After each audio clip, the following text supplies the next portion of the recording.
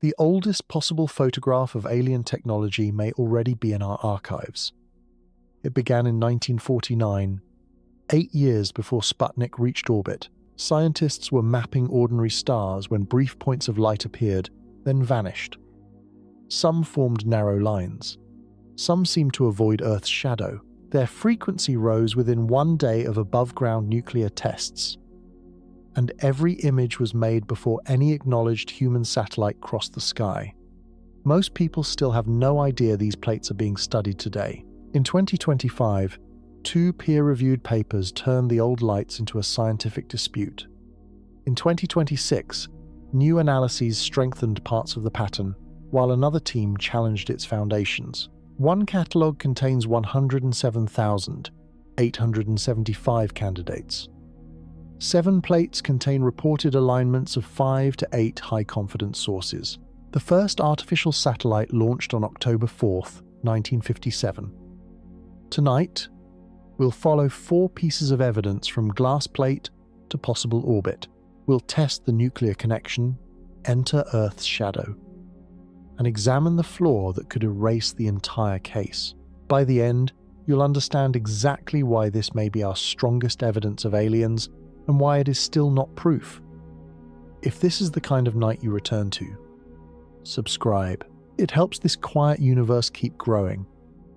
Let's begin. The first official plates of the National Geographic Society Palomar Observatory Sky Survey were intended for July of 1949, though Caltech's own chronology places the actual beginning on November 11th. The distinction matters because the title of this story does not point to a single night when an astronomer shouted across a dome. It points to the opening of an archive, a patient photographic project that would continue until 1958 and preserve a version of the northern sky from before the human space age. At Palomar Mountain, the 48-inch Schmidt telescope was built to see broadly rather than narrowly. Its photographic plates were 14 inches across, and each exposure held a field several degrees wide. A red sensitive plate and a blue sensitive plate could be made of the same region, giving astronomers 2 layers of information about the objects recorded there. Across the survey, hundreds of paired fields accumulated into the first comprehensive photographic atlas of the northern sky. Copies traveled to observatories around the world, where they became the quiet background against which later discoveries were recognized. You can picture the procedure without turning it into romance. A plate had to be loaded into the telescope, exposed under a dark mountain sky, removed, carried to a darkroom, developed, labeled, stored, copied, and eventually scanned decades later. Each step preserved information. Each step also created an opportunity for dust, scratches, chemical irregularities, copying flaws, or later digital artifacts. The archive is powerful for the same reason it is difficult. It is physical. The survey was designed to record things that held still long enough to resemble stars. Galaxies, nebulae, clusters, and stellar points settled into the emulsion as varying densities of silver grains. Yet when modern researchers compared these plates with later surveys, they found points that occupied only one old exposure. There was light in one image and no persistent source at the same place afterward. The 2-color sequence also created an accidental clock. Red and blue plates were not exposed simultaneously, so a source present in one and missing in the other was constrained by the interval between them. Color could complicate that comparison. A very red source might be faint on a blue plate, but brightness, limiting sensitivity, and later observations could be checked. The survey's ordinary workflow preserved crude time-domain astronomy before that phrase became common. A map meant to freeze the heavens had sampled change. That absence did not automatically mean something had disappeared from the universe. A source might have flared briefly. A moving body might have crossed the field. A defect might have acquired the shape of a star. The first scientific task was simply to name the category without solving it. The researchers called them transient candidates, apparent sources present for a limited time, their nature unknown. The oldest photograph is still unfinished. What the telescope recorded would prove less important than the timing hidden inside the way it recorded it. A long exposure does not merely show light. It measures how light behaved while the shutter remained open. A photographic star is not a perfect dot. During an exposure, atmosphere, tracking, focus, and optical geometry spread its light into a small profile. Astronomers call that profile a point spread function, a compact description of how a point source becomes an image. On a plate exposed for tens of minutes, the profile carries the accumulated behavior of the entire optical system during that interval. A transient candidate enters this system with a different history. Perhaps it existed for the whole exposure and later faded, crossed the field in motion, or emitted or reflected light for less than a second. Another possibility is that it was never light at all, appearing only because the emulsion, copy, or scan contained a small defect. These histories can imitate one another when the original event is gone and the only surviving witness is a patch of grain. The Vasco project, vanishing and appearing sources during a century of observations, turned this limitation into a search strategy. Old images could be compared with modern sky surveys. Persistent stars should still have counterparts once proper motion, brightness limits, color, and catalog uncertainties were considered. Candidates without modern counterparts could then be filtered, inspected, and ranked. The process did not discover 107,875 alien objects. It assembled 107,875 places where an automated pipeline believed an old red plate contained something absent from later data. Cross-matching across decades is its own scientific problem. Nearby stars drift, faint galaxies blend, and later surveys reach different wavelengths and depths. A missing match can mean motion or catalog limits rather than disappearance. Every credible candidate needs local context, not only an empty modern coordinate. That difference is the first guardrail in this journey. A candidate catalog begins as a net, and a useful net catches debris along with fish. Catalog stars can slip through cross-matching. Plate edges behave differently from plate centers. Scratches, emulsion holes, dust, diffraction features, scanning seams, and copying artifacts can all acquire numerical coordinates. The catalog is a map of questions, not a census of physical objects. Still, the method has one unusual advantage. Modern photographs are crowded with human satellites, rocket bodies, and debris. A brief glint in a contemporary survey may be difficult to separate from the machinery already orbiting Earth. The early Palomar plates reached backward to a quieter sky before Sputnik began broadcasting its simple beeps. If even a small fraction of the old candidates can be established as reflected sunlight from orbiting objects, their date changes the meaning of the observation. You are listening from a planet now wrapped in artificial points of light. In 1949, that wrapper had not officially been made. The plate therefore acts like a geological layer beneath a city. Whatever is embedded there must be older than the structures built above it, unless the layer was disturbed later. The first reward is modest but firm. Scientists have not found aliens on the plates.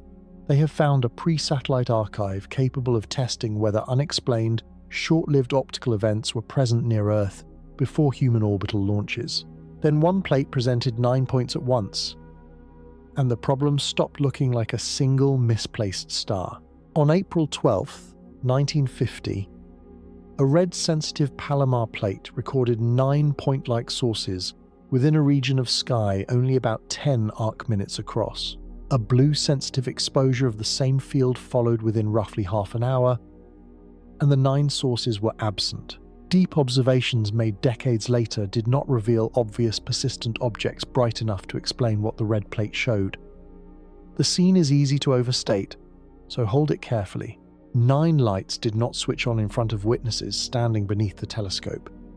9 compact images appeared on one photographic record and failed to appear on another record made soon afterward. The gap between those statements contains the entire dispute.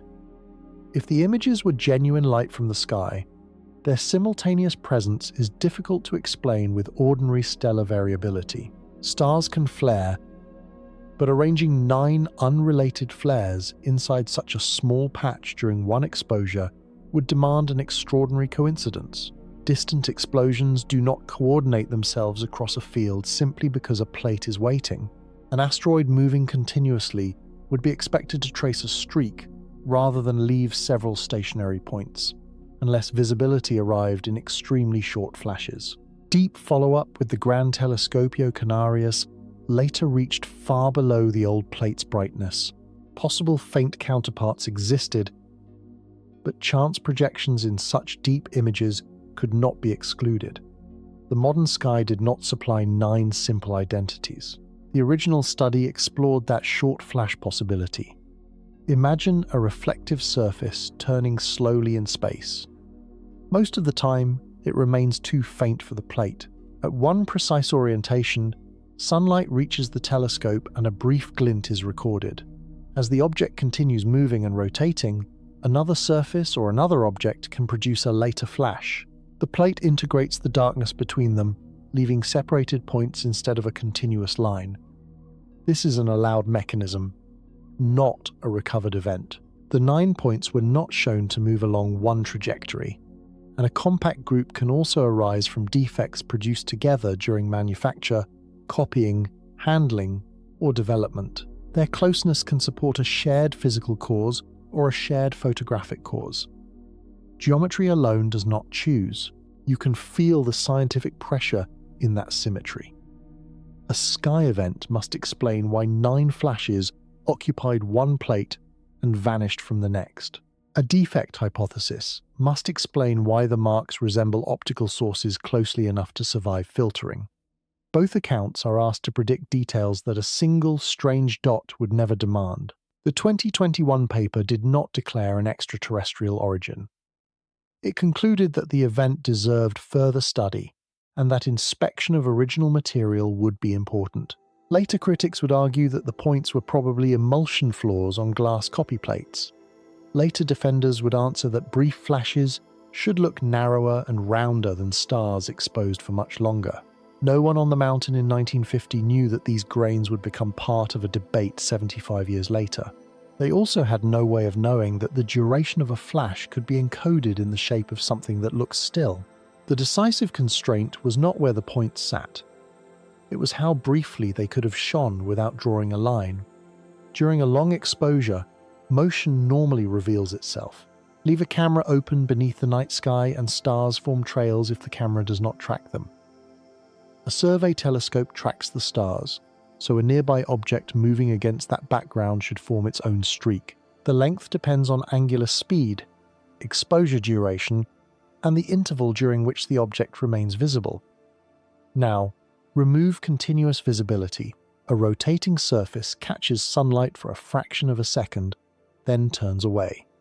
The object may travel across a considerable angle during the full exposure, but the plate receives light only during the brief alignment. Its recorded path can be shorter than the atmospheric and optical blur that already defines a star-like point.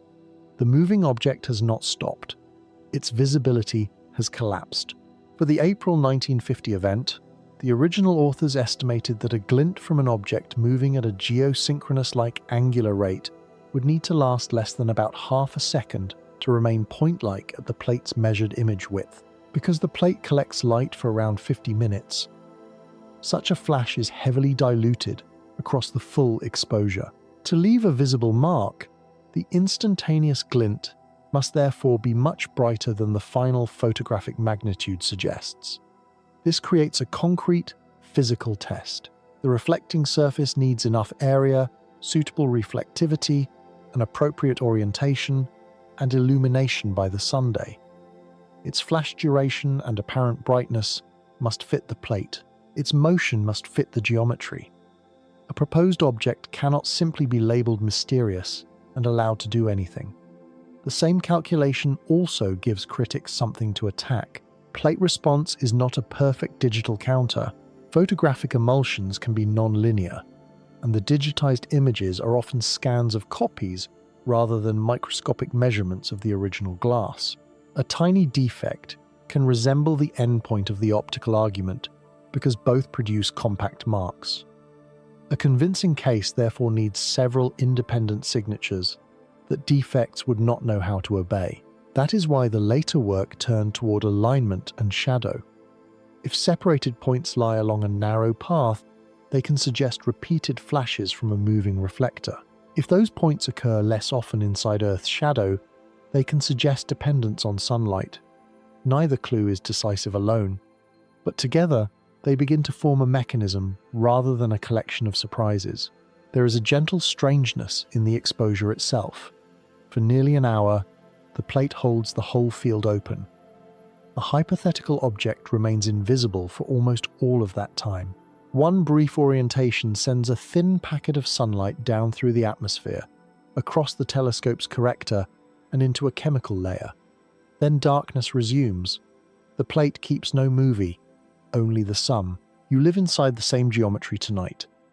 Above the room, modern satellites glint when their surfaces align with the sun, often appearing and disappearing more abruptly than a distant star can. The mechanism is ordinary now. The date is what makes the old marks difficult. A flash can become a point, but for the point to become evidence, it must cross the cleanest boundary in the entire story. October 4th, 1957. Sputnik 1 entered orbit on October 4th, 1957, and became the first acknowledged artificial satellite. It was a polished metal sphere with 4 antennas circling Earth while its radio transmitter announced a new technological era. Plates exposed before that launch occupy a valuable interval. There were rockets, high-altitude balloons, missiles, aircraft, and secret military programs. But no publicly known human object had completed an orbit. This boundary is stronger than a vague appeal to old photographs. A modern glint can be assigned a large prior probability of human origin, because thousands of active satellites and far more debris objects surround Earth. A 1950 glint cannot be explained by that known population. If it came from an orbiting reflector, the list of possible owners changes dramatically. The boundary also helps experimental design. Analysts can divide the survey rather than treating it as one era, comparing candidate properties before and after the launch. An abrupt increase after Sputnik would support human contamination. Similar populations on both sides would demand another account, though post-launch plates still require satellite screening. Yet, before Sputnik does not mean before human technology reached the sky. German V-2 rockets crossed the boundary of space during the 1940s on suborbital trajectories. The United States and Soviet Union developed captured rocket technology behind military secrecy. Balloons carried instruments high into the atmosphere. Aircraft and meteors moved through photographic fields. None of these facts automatically explains a point-like event consistent with very high orbit, but they prevent a false choice between aliens and blemishes. You should also keep the word acknowledged close at hand. A secret orbital launch before Sputnik would rewrite space history, yet secrecy alone cannot be treated as evidence that one occurred. Orbital flight demands velocity, guidance, staging, tracking, and a launch infrastructure that leaves many traces. The first successful satellite surprised the world because reaching orbit was difficult even for states investing heavily in the attempt. The historical boundary therefore works in one direction. It makes ordinary satellite contamination an inadequate blanket explanation for the earliest plates. It does not identify what remains. Some candidates in the full POSI catalogue were recorded after Sputnik and must be treated differently. Good analysis must preserve the date of each plate, rather than turning the entire 1949 to 1958 survey into a uniformly pre-satellite sky. This is a small point, but it is the kind that separates a compelling title from a defensible argument. The clean subset is still scientifically useful. It can test whether the spatial and temporal patterns reported in later work already existed before acknowledged orbital technology. If the same kind of candidate appears both before and after Sputnik, researchers can ask whether the rate, brightness, alignment, or shadow behavior changes. The boundary becomes a natural experiment written by history. Scientists would eventually use another natural experiment, the rotating shadow of Earth, to ask whether these points needed sunlight. Before that happened, however, a different plate produced 3 bright sources close enough to fit inside a small patch of sky and brief enough to disappear before the next color arrived. The pre-Sputnik sky was quieter, but quiet is not the same as empty. On July 19, 1952, a red Palomar plate recorded 3 bright point sources within about 10 arc seconds of one another. The blue plate made less than an hour later did not show them. Later surveys did not reveal persistent sources at the same brightness. Compared with the 9-point event, the triple occupied a far smaller angular region and appeared bright enough to sharpen the problem. 3 compact sources can invite an image of formation flight, but the data do not grant that scene. The points might represent separate flashes from one moving object, simultaneous flashes from multiple objects, an unusual astrophysical event, or defects sharing a local history in the emulsion. Without time-resolved frames, sequence is inferred from position rather than observed. The 2024 MNRAS analysis considered known transient classes: stellar flares, novae, supernovae, gamma-ray burst afterglows, and other astrophysical changes have characteristic environments and timescales, but 3 bright sources appearing so close together and vanishing within the interval between plates do not fit comfortably. Solar system bodies can move, while cosmic rays can strike photographic material, yet morphology and clustering must still be explained. None of this eliminates rare natural events. It shows why the candidate remained open. Brightness strengthens and complicates the candidate. Strong marks are less vulnerable to threshold noise than barely detected points. Yet photographic saturation and nonlinear response can distort their profiles. The close spacing also makes ordinary catalog confusion less satisfying, while making a local emulsion event more plausible. The same feature tightens both sides. The date added another layer that would become culturally irresistible. July 1952 was the month of widely reported unidentified aerial phenomena over Washington, D.C. The Palomar triple was recorded on the 19th. A later reported alignment fell on the 27th. Those coincidences are narratively powerful and statistically dangerous. Once a famous week is known, researchers can find connections that were never specified before the data were examined. You can hold both truths without forcing them together. The triple is a legitimate astronomical puzzle in a pre-Sputnik archive. Its proximity to celebrated UAP reports does not make those reports reliable measurements, and it does not transform points on a plate into vehicles over Washington. Historical anecdotes have uneven timing, duplication, selection, and verification. Their role must remain secondary to the photographic data. The triple nevertheless provided an important intermediate reward. It showed that the 9-point case was not the only compact multiple transient event in the archive. Separate plates contained separate configurations, which made systematic searching more reasonable. Instead of asking whether one damaged patch looked strange, investigators could ask whether a population exhibited repeatable geometry. No scientist involved had yet crossed the gap from unexplained to extraterrestrial. The route would require a prediction that ordinary plate damage should not follow. Alignment offered one. If brief points trace a narrow band, motion supplies a natural organizing rule. But alignment is also where random patterns become most seductive. Given enough points, enough plates, and enough possible widths, some lines will always appear. An alignment search begins with a simple geometric intuition. Repeated flashes from a moving object should occupy positions along its path. On a photographic plate, that path may become a row of separated points contained within a narrow strip. A random collection of defects or unrelated sky sources can also form apparent rows, so the width, number of points, search procedure, and background distribution determine whether any alignment is unusual.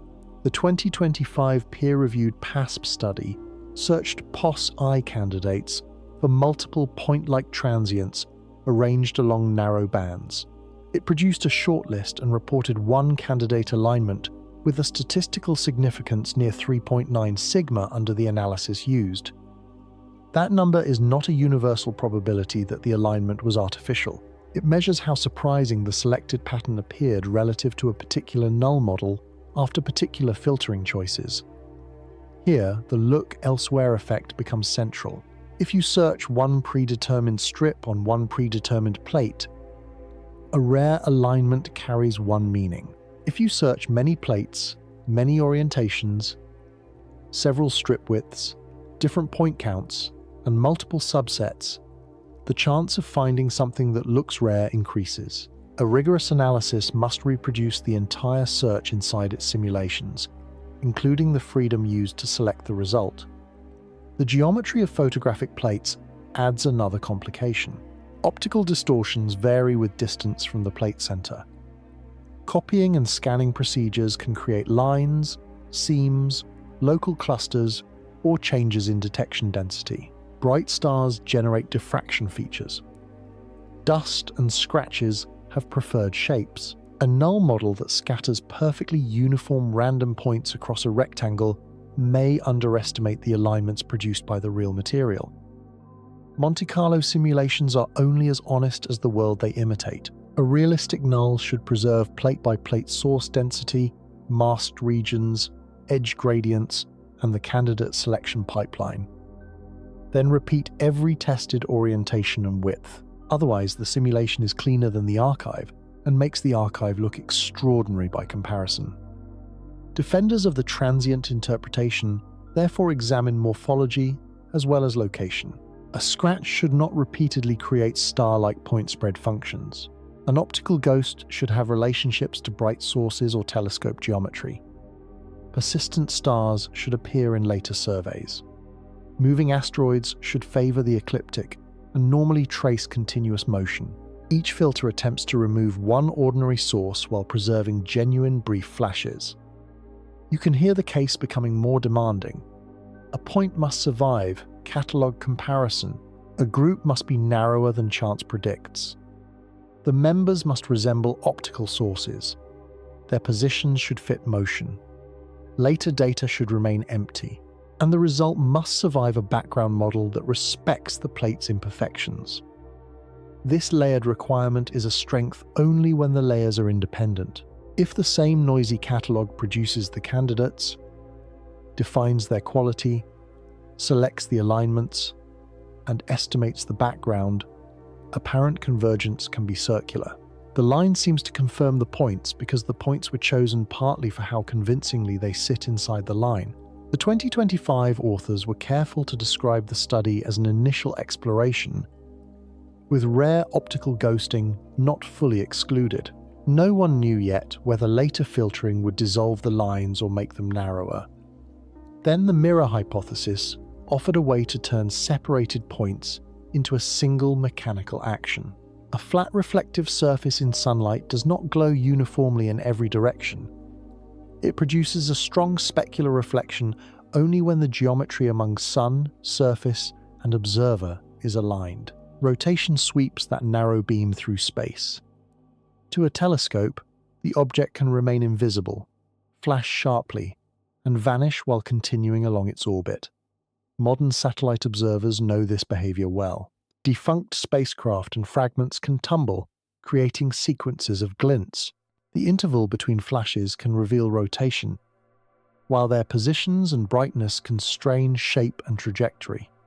But a single long photographic exposure erases the timing. It records each bright moment at a location and merges all dark intervals into the same background. Reflection has a phase function. The flash rate should change with the angle between sun, object, and telescope, while highly polished surfaces create a narrower range of favorable geometry than rough bodies. Candidate brightness and frequency across solar phase could therefore test the mirror idea beyond simple darkness. A reflector should not merely flash, it should flash when the geometry permits. Suppose one object crosses the field while rotating. One face catches sunlight, then another orientation repeats the reflection. The plate receives several compact deposits along the path. Their spacing need not be equal because rotation can wobble. Different surfaces can reflect, and apparent angular motion changes with geometry. The essential prediction is narrower. Brief points should be collinear enough to trace motion, and they should occur only when the object is illuminated. That final condition is unusually valuable. Photographic defects do not care whether a coordinate lies inside Earth's shadow at the moment of exposure. Catalogue stars do not switch off because a hypothetical nearby orbit passes through darkness. If candidate density changes across the shadow boundary in the way sunlight reflection predicts, the mirror hypothesis gains evidence independent of the visual appeal of a line. There is still no permission to imagine a polished alien panel. Natural bodies can reflect sunlight. Ice, rock, dust aggregates, or unusual debris might create glints. A secret human object would also be artificial without being extraterrestrial. Even if the reflector model were established, origin would remain a separate question. You can reduce the inference to a ladder. First, determine whether a mark came from light rather than damaged emulsion. Then determine whether the source was nearby rather than astrophysical.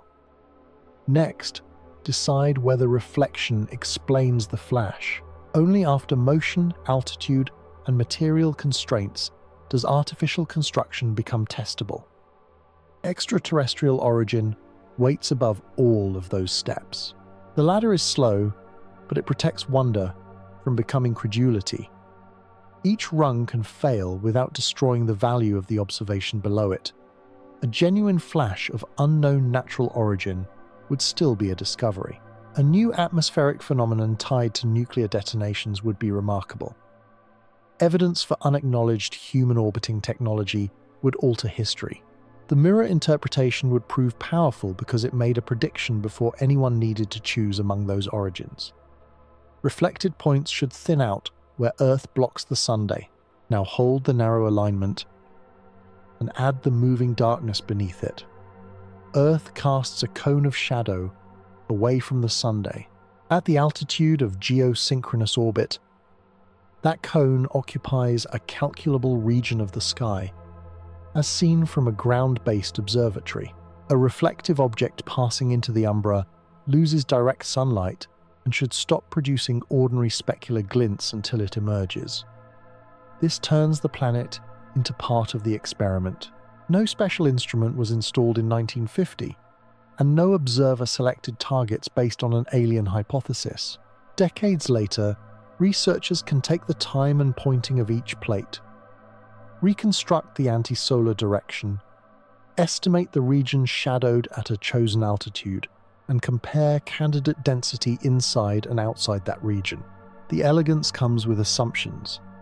The shadow depends on altitude. A low object, a geosynchronous object, and a distant asteroid occupy different projected darkness. Penumbra softens the edge. Plate coverage is not uniform across the sky, and observing schedules correlate with season, weather, moonlight, and target availability. The survey contains overlapping fields and varying plate quality. A fair comparison must model which parts of the shadow Palomar actually photographed and how well candidates could be detected there. Sidereal tracking adds a second constraint. Palomar followed the stars, so an Earth-fixed object at geostationary altitude would drift across the plate relative to that tracked field. A brief flash can hide the drift. A long glow cannot. Shadow size and angular rate should point toward the same distance rather than two separately chosen regimes. The 2025 PASS paper reported far fewer transient candidates inside the theoretical Earth shadow region than a simple hemispheric expectation. Under that idealized comparison, the reported significance was extremely high. When the authors used a more realistic model based on plate coverage, the effect remained, but the significance fell substantially. The change is instructive. Statistical confidence can shrink when the null model becomes more faithful to the telescope. If the deficit is real, It carries more physical meaning than the existence of bright points alone. Emulsion holes should not consult solar geometry. Scratches should not avoid an umbral cone whose position changes with date and time. A detection pipeline could still create a false deficit if plate selection, masking, or candidate density varies in a correlated way. But the artifact mechanism would need to reproduce the geometry indirectly. You can imagine Earth rotating beneath that archive, carrying Palomar through nights, while its shadow points outward like a long, invisible instrument.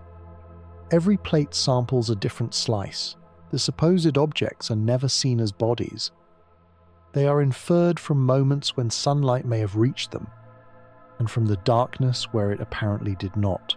This was the first place where several weak clues seemed capable of locking together. Point-like flashes suggested short visibility. Alignment suggested motion. Shadow avoidance suggested reflected sunlight. Pre-Sputnik dates removed ordinary satellites from the easy explanation. But the strongest controls are often where hidden selection effects gather. A later critical reanalysis would say the shadow deficit vanished in the most vetted dataset. Another reanalysis would claim to reproduce it. Before that disagreement can be judged, the original shadow result must be understood in the form actually published. The PASP analysis compared more than one shadow calculation, because a perfect geometric cone is not the same as the region sampled by an irregular historical survey. In the simplest treatment, the fraction of candidates inside the theoretical shadow was far below expectation, producing a quoted significance near 22 sigma. With plate-based coverage included, the reported significance fell to roughly 7.6 sigma. Both numbers sound decisive, yet their difference is the more important fact. It shows how strongly the claim depends on the denominator. Not only how many candidates lie in darkness, but how many candidates could have been found there if nothing physical changed. Photographic surveys do not observe every date or coordinate equally. Palomar cannot photograph through daylight or cloud. The Milky Way changes source density across the sky. Plate sensitivity and scanning behavior vary. Field centers and edges do not contribute identical data. If the shadow region overlaps parts of the archive where the pipeline finds fewer sources for unrelated reasons, a deficit can emerge without any orbiting reflector. A useful robustness plot would show the effect continuously across assumed altitude rather than report one favored shell. A physical population should create a structured maximum related to its distance and the umbral geometry. A processing artifact might create broad or irregular peaks tied to survey footprint. The shape of the result matters more than its highest significance. The peer-reviewed paper tried to address these realities and presented the reduction in significance rather than hiding it. That transparency made the claim testable. Critics could obtain related catalogues, recompute shadow positions, choose stricter subsets, and ask whether the effect followed candidate quality.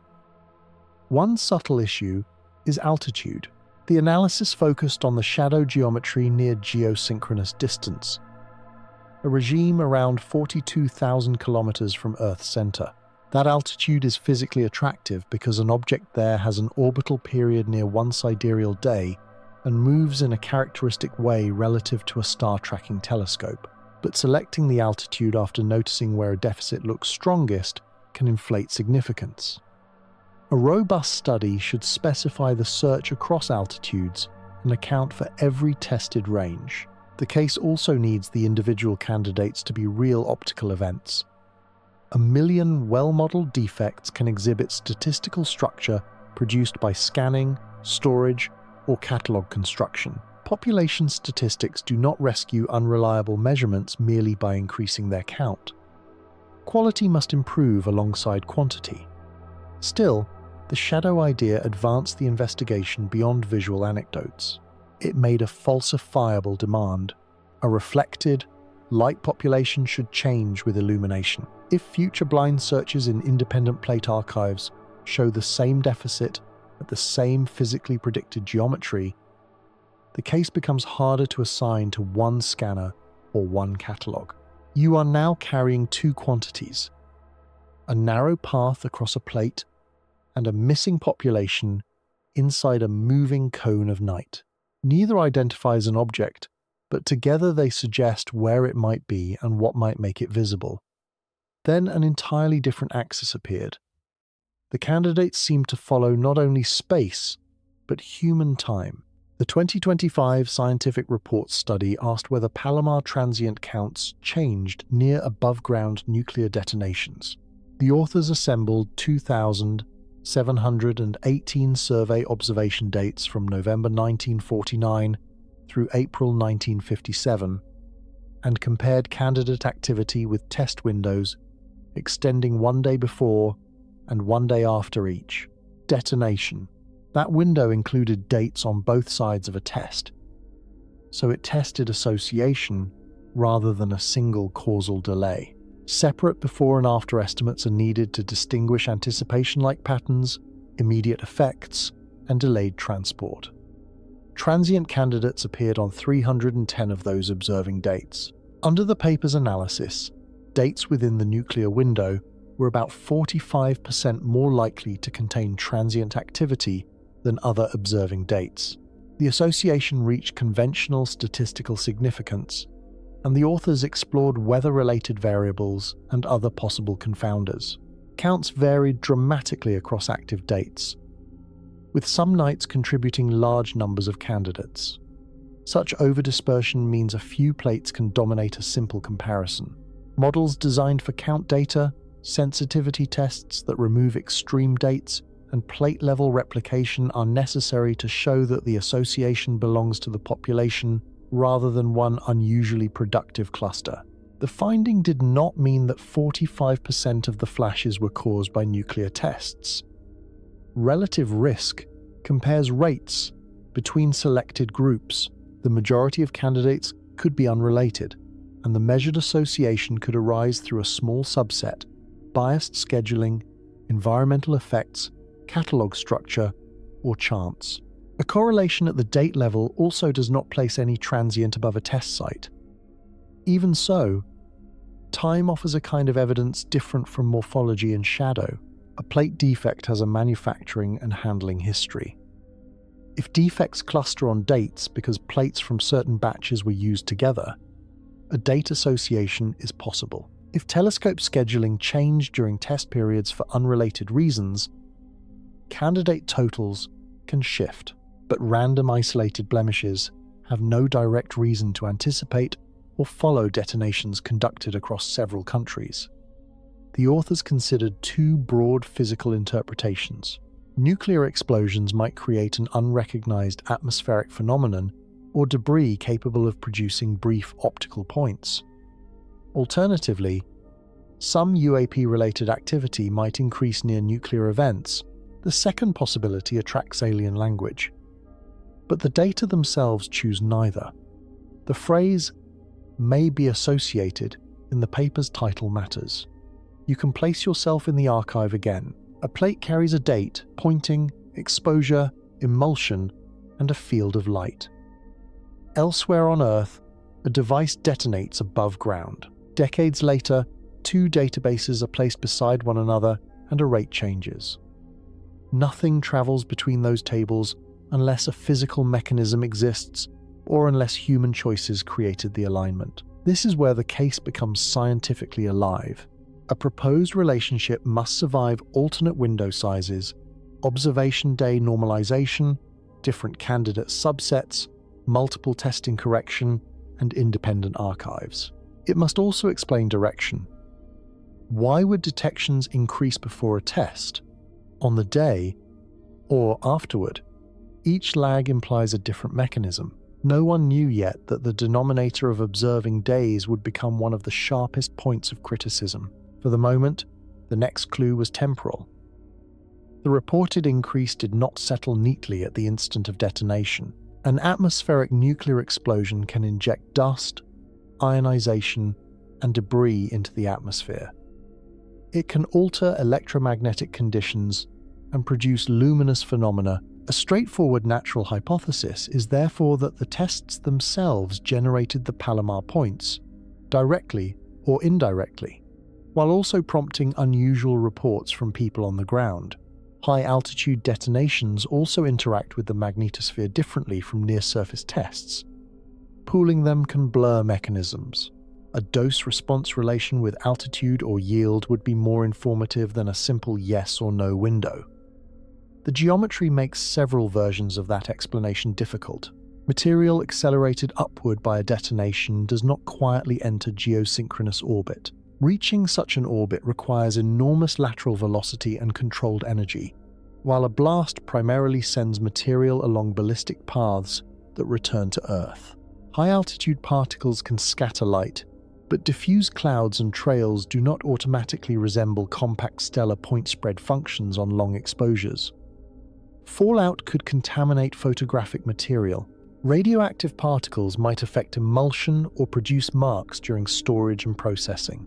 Yet contamination should follow transport, plate handling, and local conditions, rather than the reconstructed position of Earth's orbital shadow.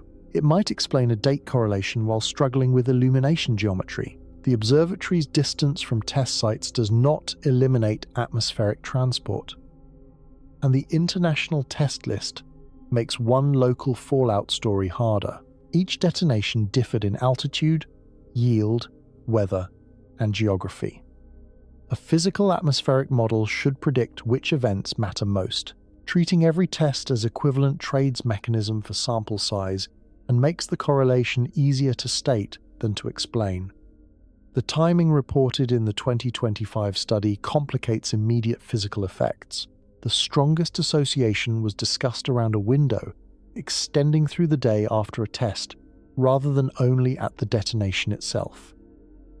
A delayed atmospheric process is possible, as are scheduling and database artifacts. An imagined observer arriving to inspect nuclear activity is also possible in the loose sense that a story can accommodate it, but possibility is not prediction. This is where restraint becomes useful. Scientists should demand that each hypothesis pay the whole bill. Atmospheric debris must account for brightness, compactness, duration, distribution, and lag. Plate contamination must account for geometry and candidate morphology. Artificial reflectors must account for origin, altitude, numbers, and any relation to tests. Alien attention must add testable consequences beyond the fact that nuclear events feel important to us. You may notice that the title's emotional center is human. We built weapons bright enough to change the atmosphere and then asked whether something watched. The plates offer no evidence of intention. They do not contain a turn toward a test site, a response signal, or a recovered device. At most, the proposed population and the test calendar overlap more than one analysis expected. That overlap can still matter. Science often begins with a correlation whose mechanism is unknown. The correct response is neither immediate belief nor automatic ridicule. It is to make the relationship harder to fake. Now, hold the date window and add the least controlled evidence stream in the entire episode. Historical UAP reports. The Scientific Reports paper compared transient counts with entries in UFO-CAT, a historical catalogue assembled from reports of unidentified aerial phenomena. The authors estimated that each additional report on a given date was associated with an 8.5% increase in the number of Palomar transients. This result sounds like two independent witnesses agreeing, but the independence is incomplete. UAP catalogues inherit human attention. Reports cluster when newspapers cover a wave, when military alerts rise, when weather is favorable, when bright astronomical objects are visible, and when one publicized observation encourages others. Dates can be wrong, events can be duplicated, and cases vary from detailed military records to recollections with little usable information. The Palomar plates are different. They were exposed for astronomical work by a telescope far from most reported witnesses, decades before anyone proposed this particular comparison. That separation reduces one kind of confirmation bias. The original observer could not have added a dot because a 2025 researcher wanted a correlation. Yet later catalogue construction, filtering, and date selection still influence the analysis. report quality can be graded rather than ignored. Radar cases, multiple independent observers, precise timestamps, and single uncorroborated stories should not enter with equal weight.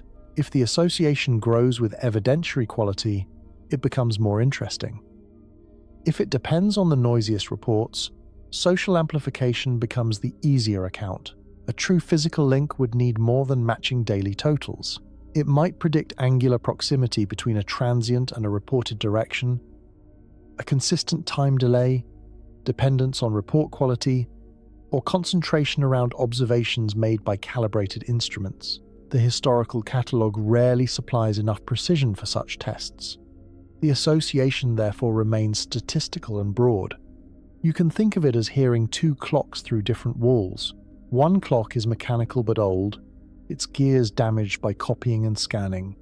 The other is made of human testimony, irregular and socially amplified. When their ticks coincide, the pattern deserves measurement. It does not tell you that both clocks share a source. The authors acknowledged that they did not validate each UAP report. Critics seized on this weakness, reasonably. An unreliable covariate can produce a precise coefficient without becoming reliable evidence of vehicles. The 8.5% figure describes the fitted relationship within the chosen data. It is not a conversion rate between sightings and objects. Still, the UAP comparison changed the cultural temperature of the work. A study of photographic transients became a study discussed in the language of nuclear interest and non-human technology. That attention can bring resources and scrutiny, but it can also make every ambiguity feel like a side in a larger argument.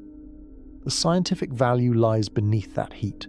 Independent data streams can strengthen a case when each has known error and when the joint prediction was specified clearly. They can also create an illusion of convergence when both respond to the same hidden schedule. The oldest photograph is still being developed. The central question shifted from whether the correlations were intriguing to whether they survived the ordinary machinery of normalization. A correlation becomes persuasive when alternative causes are progressively removed.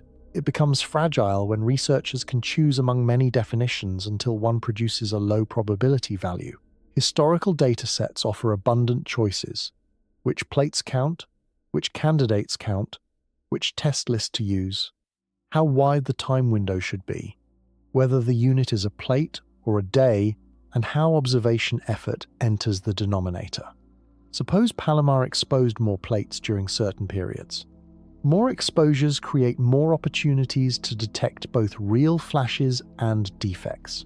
If nuclear tests happen more often during those same periods, raw transient totals can rise near tests without any physical relationship. Dividing by calendar days is not enough when the telescope observed only some nights and took varying numbers of plates. Exposure duration and limiting depth matter alongside plate count.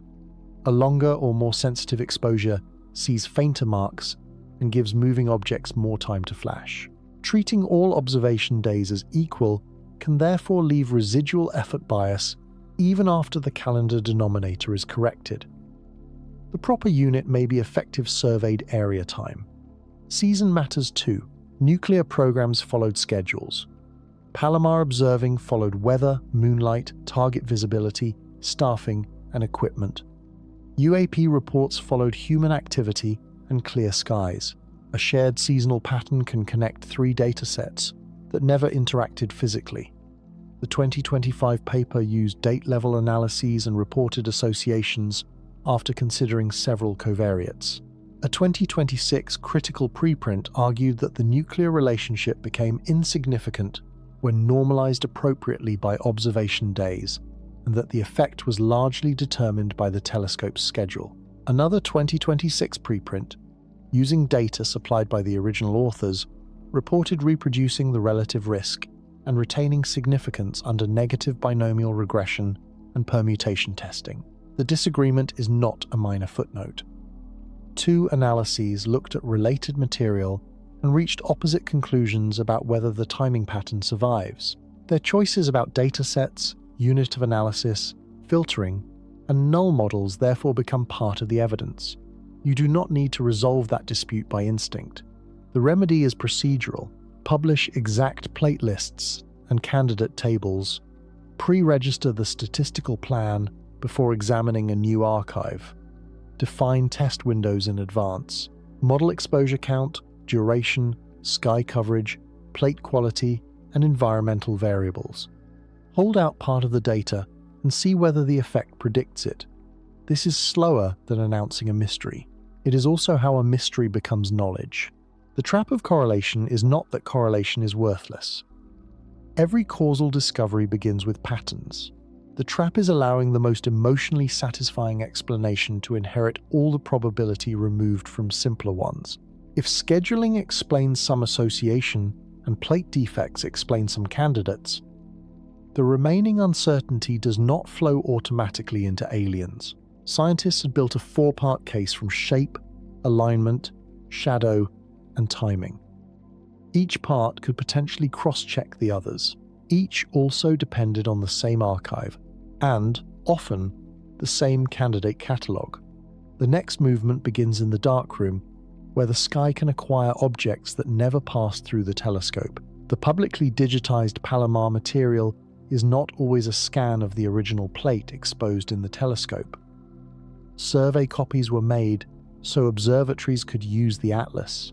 A common reproduction chain involved creating an intermediate positive and then a negative glass copy. Each generation could preserve the stars while adding tiny defects of its own. Photographic emulsion is a physical coating. Small holes, bubbles, dust grains, chemical irregularities, fingerprints, scratches, and damage from handling can alter density. A clear defect on a positive can become a dark star-like mark on a later negative. Copy contact, development, and scanning introduce more structure. By the time a modern algorithm receives a pixel array, it may be examining light from 1950 mixed with the material history of everything that happened afterward. Different copy generations offer a forensic timeline, a feature present on the original, and every descendant likely belongs to the first exposure. One appearing only after an intermediate positive identifies the stage where it entered. Comparing the family of copies is therefore more powerful than rescanning a single descendant at higher resolution. This is why original glass matters. Under a microscope, a real optical image should be embedded in the emulsion with a grain structure shaped by exposure and development. A later scratch may cut through layers. A hole has edges and depth. Dust on a scanner belongs to another focal plane. High-resolution digital scans compress these differences into brightness values, sometimes discarding exactly the texture needed for forensic diagnosis. You can feel how the archive changes character. It is no longer a transparent window onto the sky. It is an object that has aged. The label, storage conditions, copying history, and scanner become as relevant as the stars recorded across its surface. The Vasco researchers used morphology, comparisons with other plates, and catalog filters to reject many defects. But no automated pipeline can recover information absent from the scan. A compact emulsion flaw may resemble a compact optical flash after digitization. Especially near the detection limit, the copy problem also affects statistics. Defects may cluster by plate batch, location, scanning run, or copying process. Their spatial density can rise toward corners and edges. Linear scratches create alignments. Repeated handling creates bands. If those artifacts correlate with date or plate identifier, they can imitate temporal structure. This does not prove that every candidate is damage. It explains why a catalogue containing more than 100,000 candidates can remain uncertain despite its size. Quantity cannot distinguish sky from glass when both mechanisms populate the same measurement space. The material critique is unusually healthy for the field. It proposes direct tests, inspect original plates, compare multiple copy generations, rescan with controlled illumination, and ask whether the marks share the same physical depth and grain pattern as neighboring stars. These are less glamorous than speculating about orbiting mirrors, but they can move the entire inference ladder. They can also be repeated by laboratories with no stake in the alien interpretation. No one knew yet whether the most famous 9 points would survive that microscopic encounter. Nigel Hambley and Adam Blair examined the 9 transient candidates reported from the April 1950 plate and published a critical analysis in 2024. They found the points narrower and more circular than nearby stellar images and argued that their profiles were consistent with spurious artifacts, likely emulsion holes associated with the glass copy process. Their logic begins with the stars. Real celestial point sources recorded through the telescope share atmospheric seeing, tracking imperfections, focus, and optical aberrations during the exposure. Their images should occupy a family of shapes. Marks that are systematically sharper and rounder may not have passed through the same system. The copy plate mechanism offers a specific alternative. A small transparent hole in an intermediate positive can reproduce as a dark spot in a negative copy, resembling a star in the final scan. Multiple holes can occur near one another because the flaw belongs to a local patch of emulsion. 9 points then cease to be 9 synchronized sky events and become 9 neighboring absences in a coating. Color asymmetry fits this explanation naturally if only one copied plate acquired the holes. It also fits a red-only astrophysical flash under some spectra. The blue absence is therefore a clock and a color measurement, but not a verdict. Limiting magnitude and emulsion response must accompany every comparison. This is a strong critique because it explains both morphology and multiplicity with one physical process. It also predicts that inspection of original telescope plates should fail to show the same marks if they arose during copying. The dispute can therefore be settled in principle, but the critique did not close the case. A truly brief optical flash does not accumulate the same atmospheric and tracking blur as a star shining throughout a long exposure. If the atmosphere happened to be momentarily steady and the flash lasted less than a second, its recorded image might be narrower and rounder. Sharpness would then support brevity rather than damage. You are now at a rare fork where the same observation points in opposite directions. A profile that looks too perfect can be evidence that it never crossed the telescope, or evidence that it crossed for only an instant. The correct response is not to choose the explanation with the more interesting consequences. Measure how a sub-second flash propagates through the Schmidt optics. Compare off-axis aberrations. Produce controlled artificial flashes while tracking stars. Examine original emulsion under magnification. Test whether candidate shapes change with plate position as the telescope's coma predicts. Hambley and Blair's work also exposed a broader vulnerability. If celebrated candidates are artifacts, pipelines trained or tuned around similar shapes may populate catalogues with the same error. Population-level shadow and timing effects could then arise from how those artifacts are distributed.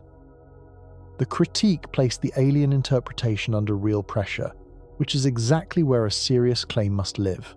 Pressure here is useful because the competing explanations meet at a surface that can still be examined. Its answer came from an optical argument.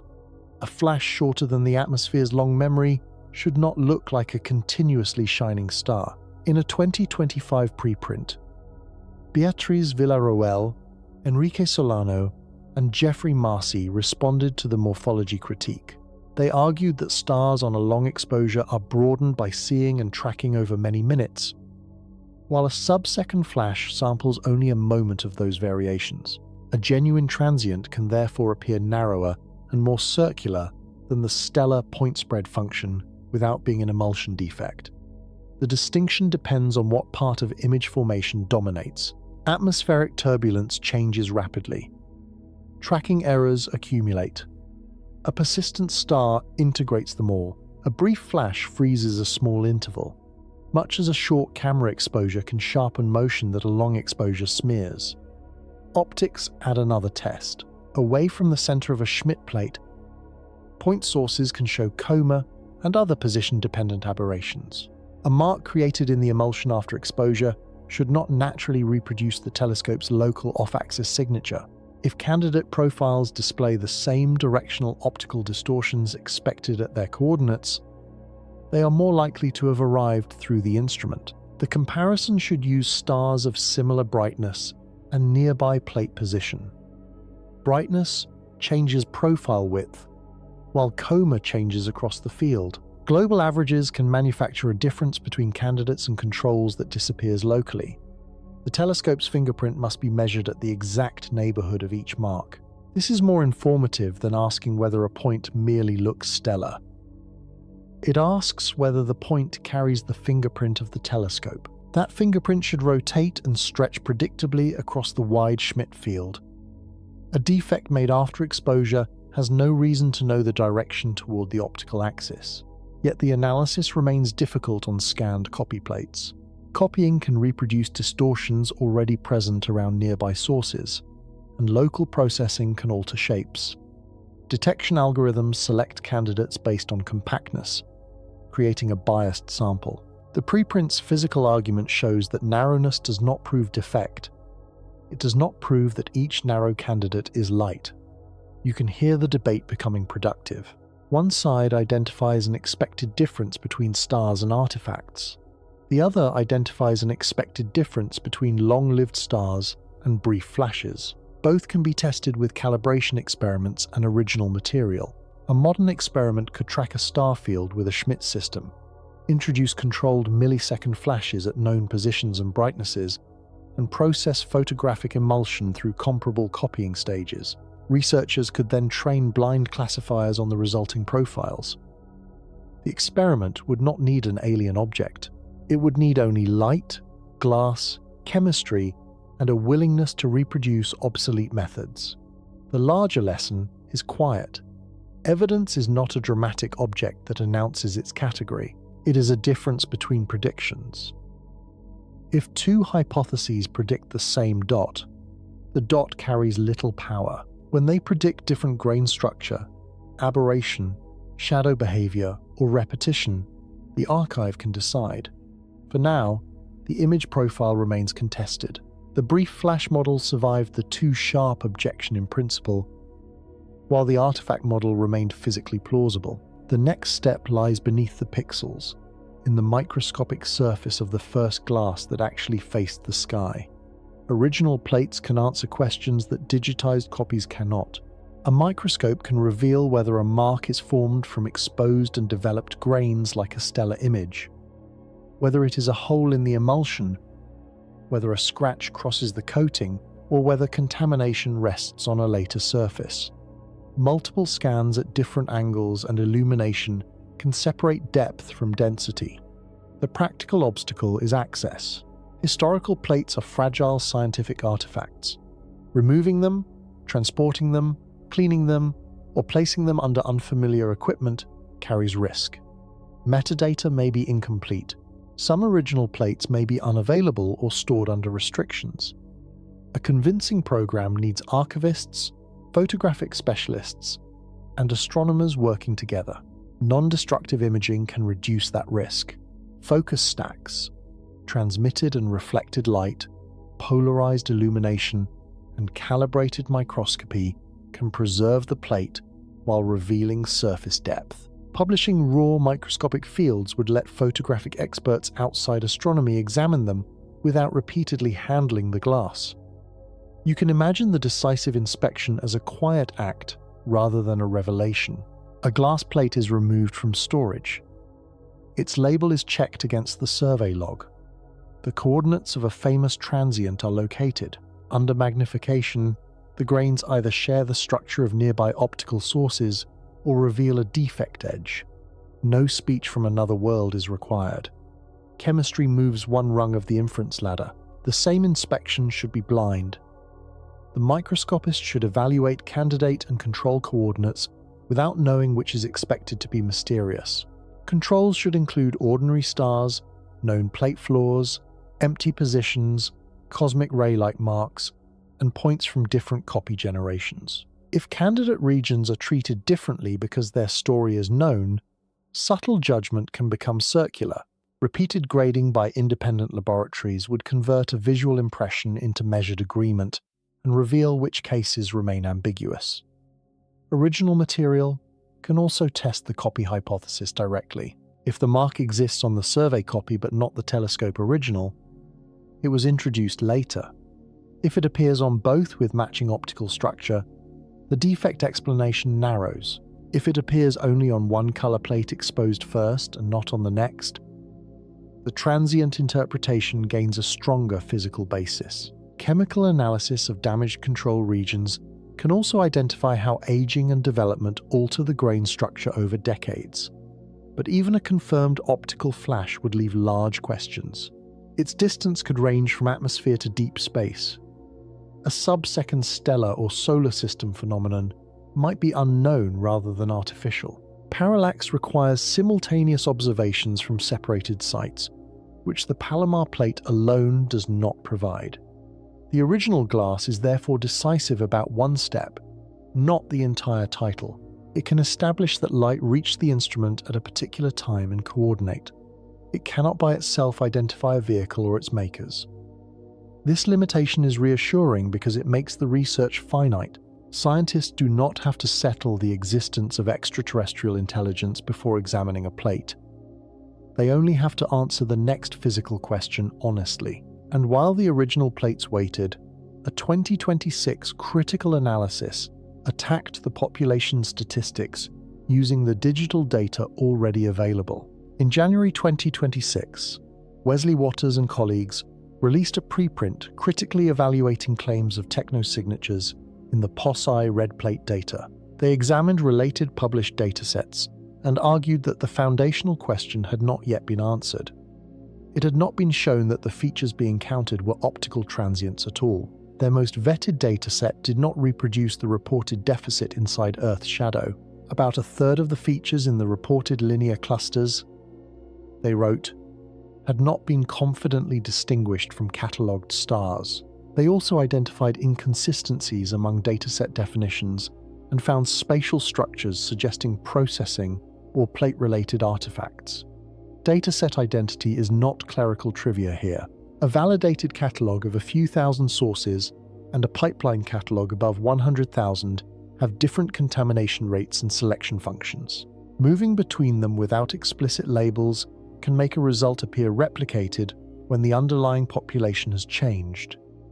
The critique does not prove that every feature is false. It says the available catalogues are insufficiently clean for the extraordinary interpretation placed upon them. If persistent stars, scan artifacts, and plate defects remain in a sample, alignments and density differences can reflect catalogue construction rather than a hidden population near Earth. This distinction matters more than the number of sigma attached to a result. Statistical significance assumes the measurements, and null model mean what the calculation says they mean. A tiny probability computed from contaminated categories can be precise and wrong. You can hear the old glass resisting modern certainty. An algorithm assigns coordinates. A catalogue gives each coordinate a row. Statistical software treats every row as a comparable event. Yet one row may be a star, another a scratch, another a scanning artifact, and perhaps another a genuine flash.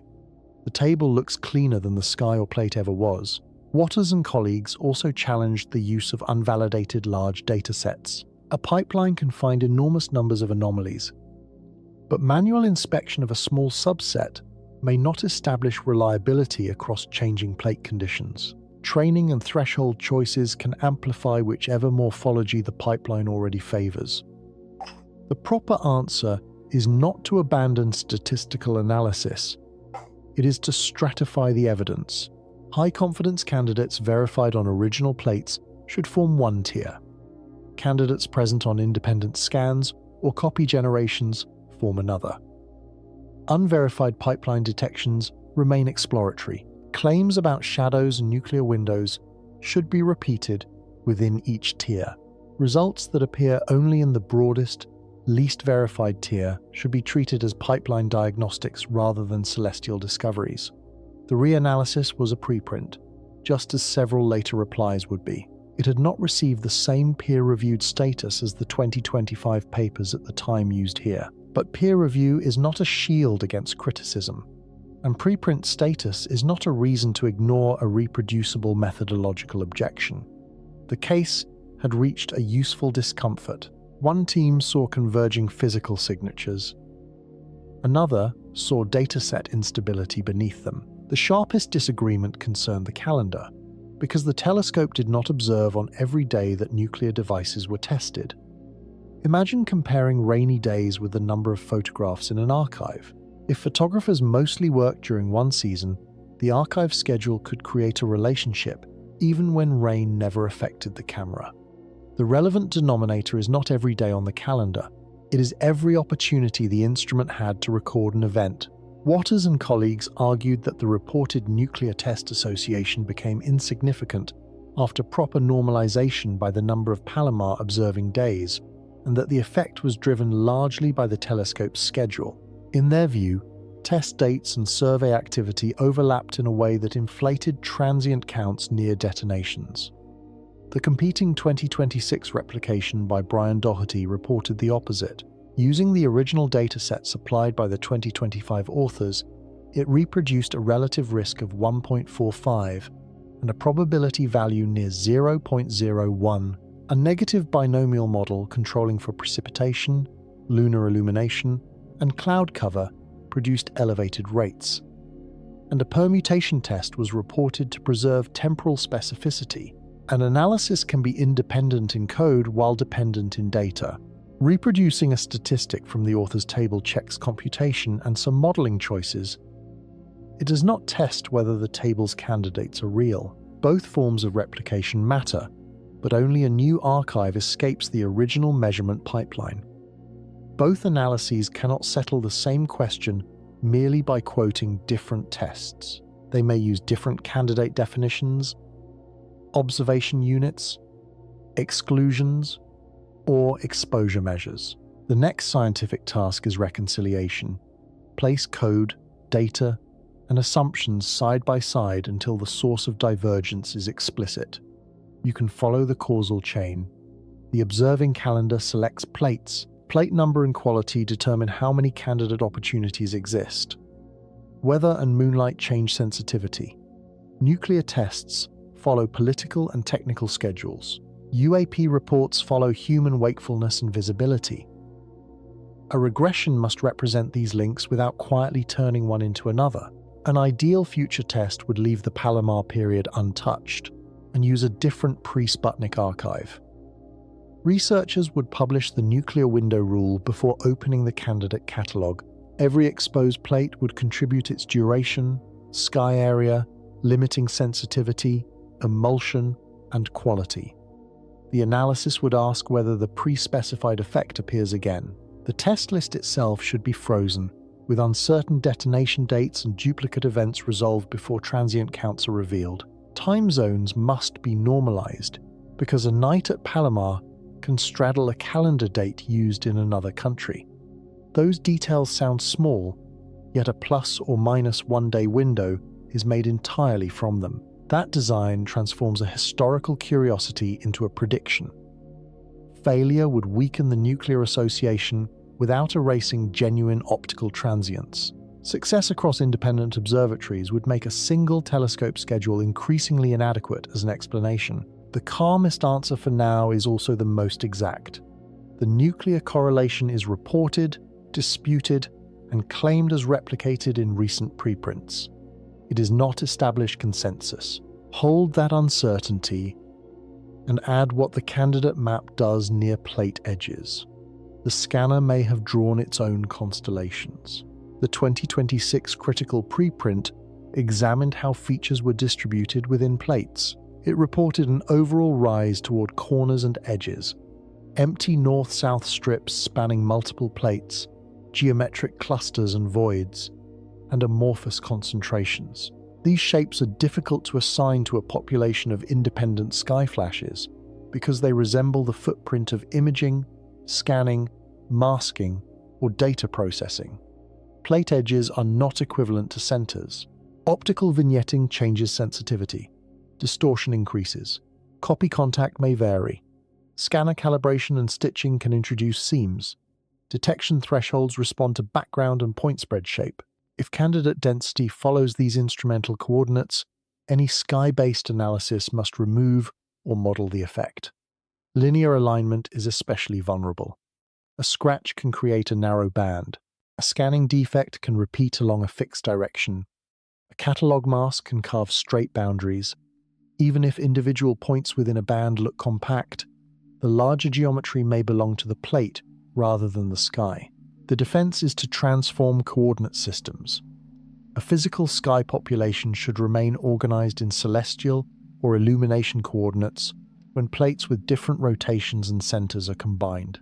A scanner artifact should align with pixel rows, plate edges, or processing batches. An orbital population may correlate with the ecliptic, Earth's shadow, or local hour angle. Each hypothesis has a frame in which its pattern should sharpen. Plate rotation is especially revealing. A real celestial line remains fixed on the sky when detector orientation changes. A scratch rotates with the plate. Comparing many fields turns orientation from nuisance into evidence, provided metadata preserves how every exposure and copy was aligned. This is a beautiful kind of test because the same points can be rotated through competing worlds. In one frame, they are stars and moving reflectors. In another, they are marks on glass. In a third, they are pixels passing through software. The frame that preserves structure reveals the mechanism. Batch identifiers add a fourth frame, features that cluster by emulsion lot, copy date, or scanning session point toward manufacture and processing, even when their celestial coordinates look random. Provenance becomes a coordinate system of its own. The analysis should be repeated separately for every major processing lineage before the lineages are combined. You can also use negative controls, reverse plate timestamps, randomize field centers while preserving detector coordinates. Compare red and blue scans processed through separate pipelines. Search for the claimed shadow deficit in known defects. If scratches avoid Earth's shadow too, the statistic is measuring survey structure rather than sunlight. The geometric critique did not erase the cases already examined individually, but it weakened confidence in treating the entire candidate catalogue as one physical population. A large exploratory sample may contain a small, real subset buried beneath structured artifacts. That possibility led to the next attempt. Use expert labels and machine learning to rank which candidates most resemble genuine transients. If the controversial correlations strengthened as artifact probability fell, the case would gain an internal consistency check. The method arrived with impressive numbers and a small training set. In April 2026, Stephen Bruhl, Brian Doherty, Alina Streblianska, and Beatriz Villarreal released a preprint describing a machine learning classifier for Palomar transient candidates. An expert reviewed 250 image pairs and labeled 134 as likely real transients and 116 as likely plate defects.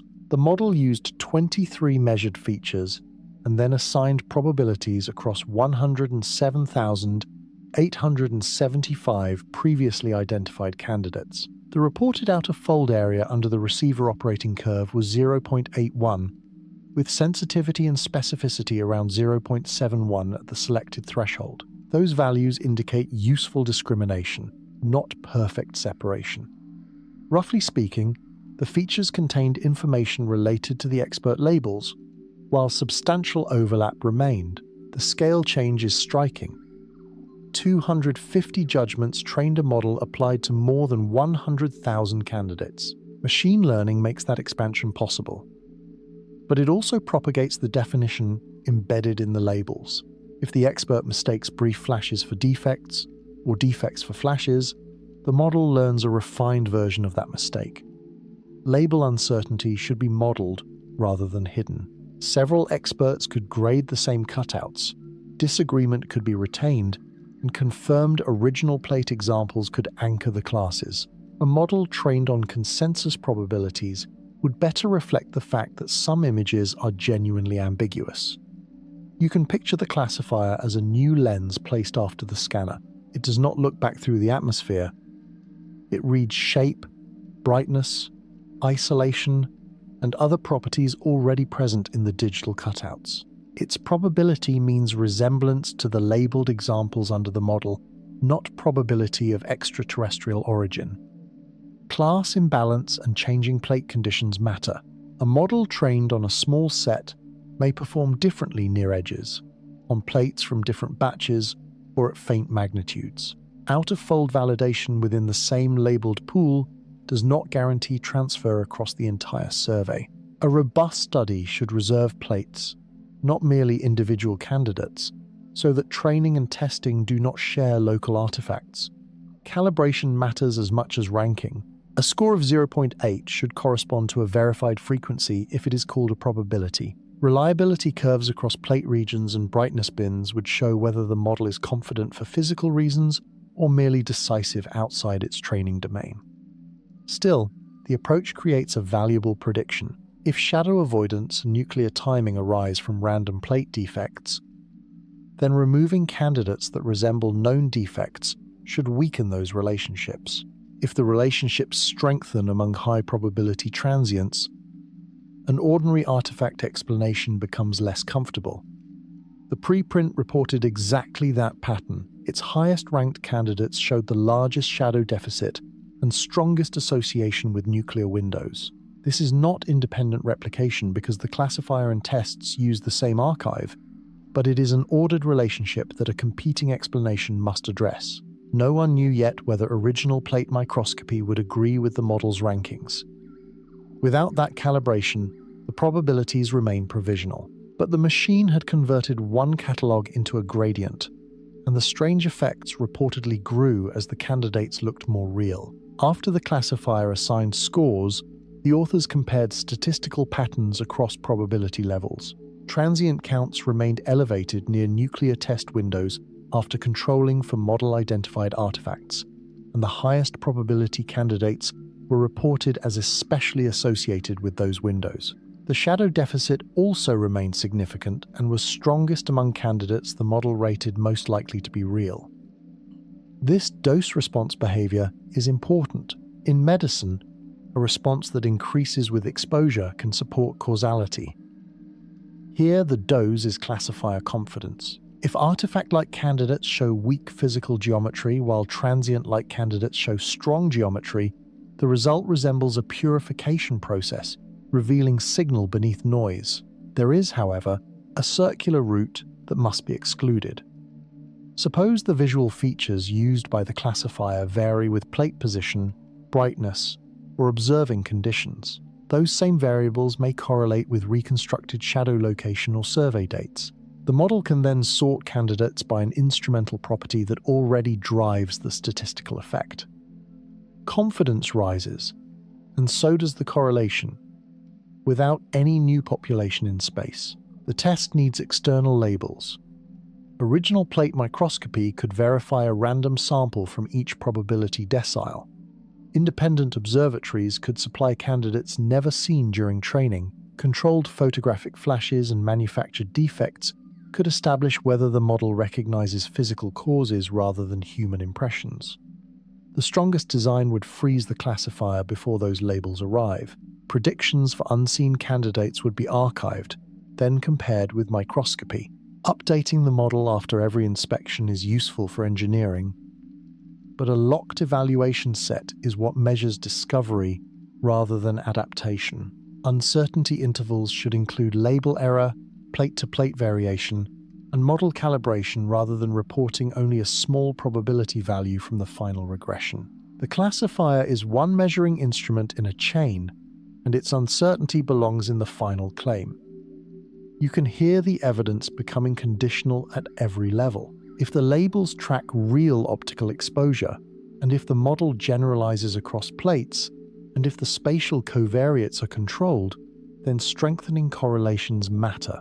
Remove one condition and the inference softens. That chain does not make the work empty. It tells researchers exactly where to invest effort. Extraordinary claims often fail because they remain too flexible to test. This one is becoming a set of engineering and archival tasks. The machine learning paper also changed the scale of alignment searches. Instead of scanning every candidate equally, researchers could focus on the 36,215 sources assigned probability. At least one half, a May 2026 preprint did so, and reported 7 plates with alignments of 5 to 8 sources narrower than 3 arcseconds under its criteria. Threshold stability is important. A physical pattern should not appear only at one convenient probability cut. Showing results across the full score range would reveal whether the effect grows smoothly or jumps because a few plates enter the sample. The claim carried a new geometric surprise. When the alignments were projected downward under a high-altitude interpretation, 6 of 7 reportedly maintained nearly constant geographic longitude. The plate had begun to resemble a moving object tied not only to the stars, but to the turning Earth. Brian Doherty's May 2026 preprint searched the classifier-ranked catalogue for narrow collinear groupings. Among 36,215 candidates with probability at least 0.5, it reported 7 plates containing alignments of 5 to 8 sources that exceeded the Monte Carlo expectations used, each within a strip narrower than 3 arcseconds. The sources were point-like rather than continuous streaks. If one luminous object traversed the alignment throughout a roughly 45-minute exposure, it should have drawn a line. Separated points therefore fit intermittent flashes better than steady emission. The paper estimated angular rates by treating the span as a path crossed during the exposure. The resulting range overlapped the behavior expected in the geosynchronous regime more closely than low or medium Earth orbit. It then projected the alignments toward Earth under a high-altitude model. 6 of 7 reportedly stayed within less than a degree of constant geographic longitude. In plain language, the points in each alignment could be mapped to nearly the same meridian as Earth rotated. A geosynchronous object is naturally tied to Earth's rotating frame, making this a suggestive fit. 4 alignments clustered near a longitude through the central United States, and 1 was reported close in longitude to the Hanford Nuclear Production Complex on a nuclear window date. These details are the most provocative in the entire episode and among the least settled. The paper was a recent preprint by an independent researcher, not a peer-reviewed confirmation. Projection depends on assumed altitude and interpretation of the points as sequential flashes. Searching multiple possible mappings can create striking coincidences. Geographic longitude alone does not establish that an object hovered over a facility. A longitude match is also a band around an entire planet, not a location fix. Without latitude, distance, and time-resolved motion, connecting it to Hanford is suggestive geography rather than localization. The number of facilities that could have been compared must enter the chance calculation. You should also remember that the classifier providing high-confidence candidates was trained by a team overlapping this research program. The analysis is independent in code according to the author's description, but it is not an entirely independent data-generating experiment. The reported geometry nevertheless makes concrete predictions. Reanalysis can test every coordinate. Original plates can verify every point. Simulations can include plate distortions and the full search freedom. Additional alignments should favor the same altitude range without tuning. Independent pre-Sputnik archives should reveal compatible angular behavior. The paper also retained some alignments with persistent star contamination for completeness. Removing contaminated cases before evaluating the headline pattern is necessary. Otherwise, later confirmation is partly built from sources that never vanished. The claim is vulnerable in the right way. A single catalog correction could break an alignment. A different null model could reduce significance. Failure to verify points on original glass could erase a plate from the shortlist. That vulnerability is not weakness disguised. It is the route by which a remarkable pattern earns trust. Now, add a second spatial scale. The same nights with long alignments reportedly contained an excess of very close pairs. The May 2026 alignment preprint also examined candidates separated by less than 30 arcseconds. It reported close pairs occurring more than 16 times as often as expected under its random model, with the nights containing major alignments also tending to contain many close pairs. If correct, this links degree-scale tracks with arc-second scale clustering. One artifact mechanism would need to create narrow rows across large portions of a plate and compact pairs in the same nightly data. A physical population of flashing objects could produce both if multiple reflectors or repeated glints appeared during certain observing periods. The result also raises the look elsewhere problem again. Pair thresholds, candidate probability cuts, plate selection, and nightly rankings can be varied. A probability value is meaningful only if simulations reproduce the entire path that led researchers to focus on that particular statistic.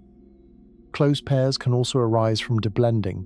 One irregular mark may be split by software into two detections, creating an artificial excess at small separation. Inspecting whether paired points have independent grain structure and comparing them with the pipeline segmentation masks would test that possibility directly. A narrated cascade fits the evidence here. A classifier promotes a point. Nearby points form a pair. Pairs gather on one night. A longer row crosses the plate. The row projects toward a terrestrial longitude. One weak anomaly has become a structure with several scales, and every step inherits the uncertainty of the point beneath it. That final clause is the cost. You can compare this with building a constellation. Real stars anchor every line, but the animal drawn between them comes from human selection. Statistical methods attempt to measure whether the chosen animal is too coherent to arise by chance. When the underlying points include defects and catalogue stars, the drawing can become more convincing precisely because there are more marks available. The correct next analysis should start from registered, blinded plate data and specify pair and alignment criteria before revealing dates. Candidate validation should occur independently of clustering. Plates should be held out.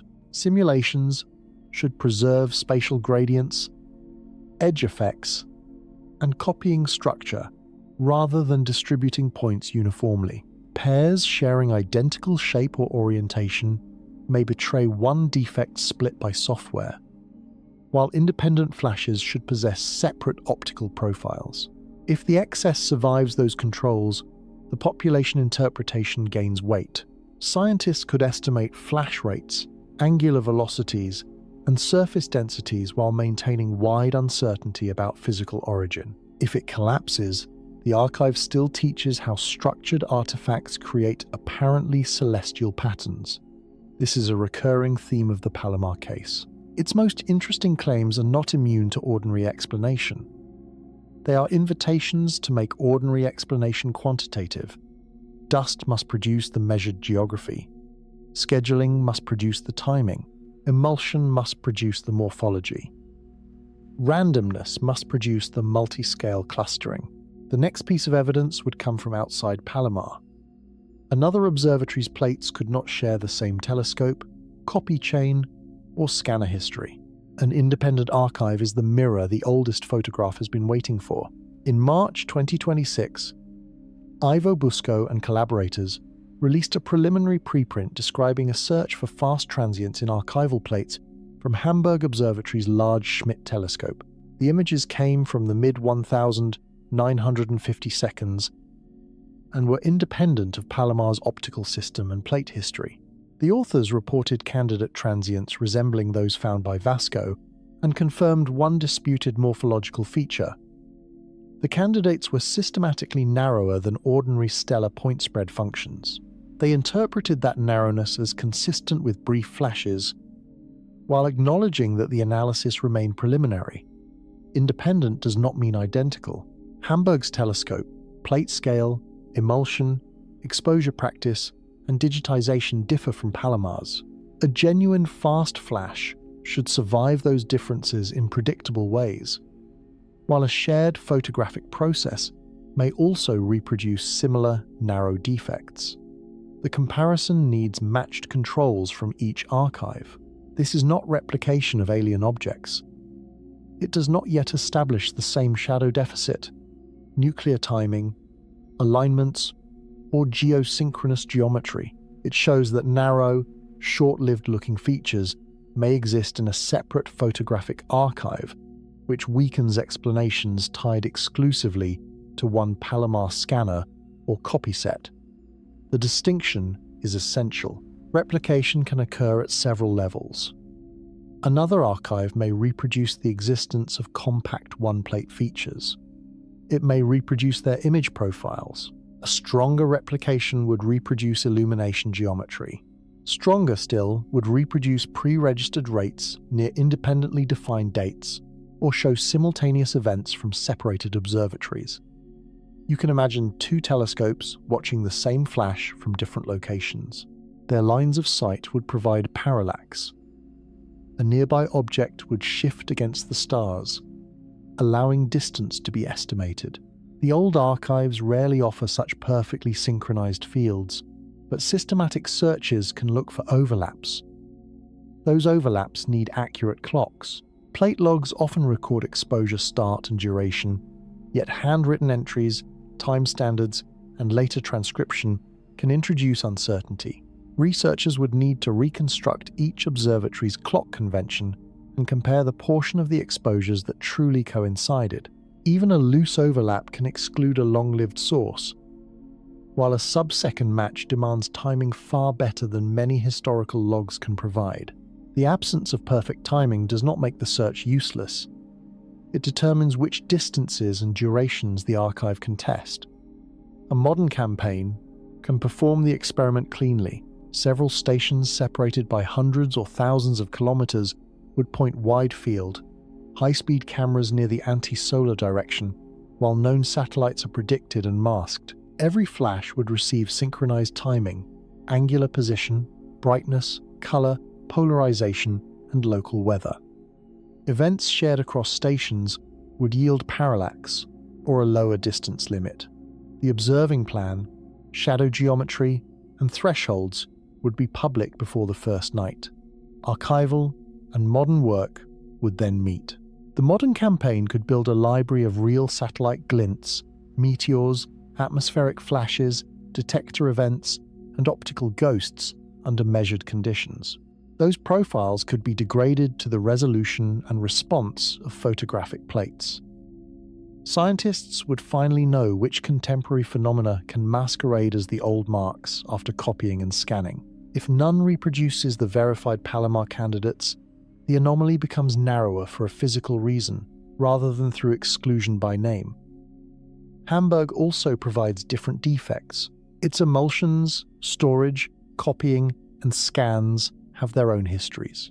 If both archives produce similar candidate profiles but different spatial artifact patterns, researchers can learn which features belong to brief light and which belong to photographic material. The most valuable comparison would use original Hamburg plates and reproduce the Palomar classifier without retraining. Success would demonstrate transfer. Failure would identify which features were specific to one archive. Either outcome teaches more than agreement based on hand-picked examples. Other Schmidt archives in both hemispheres could extend the test across different skies and seasons. This is where the episode becomes warmer, because the path forward is not hidden behind a new telescope costing billions. It passes through neglected rooms, labeled boxes, and observatory staff who preserved glass long after its original scientific purpose seemed complete. The sky was recorded more often than any single generation knew how to use. The preliminary Hamburg work needs peer review, larger samples, open data, and direct plate verification. Its value lies in opening a route from internal consistency to external recurrence.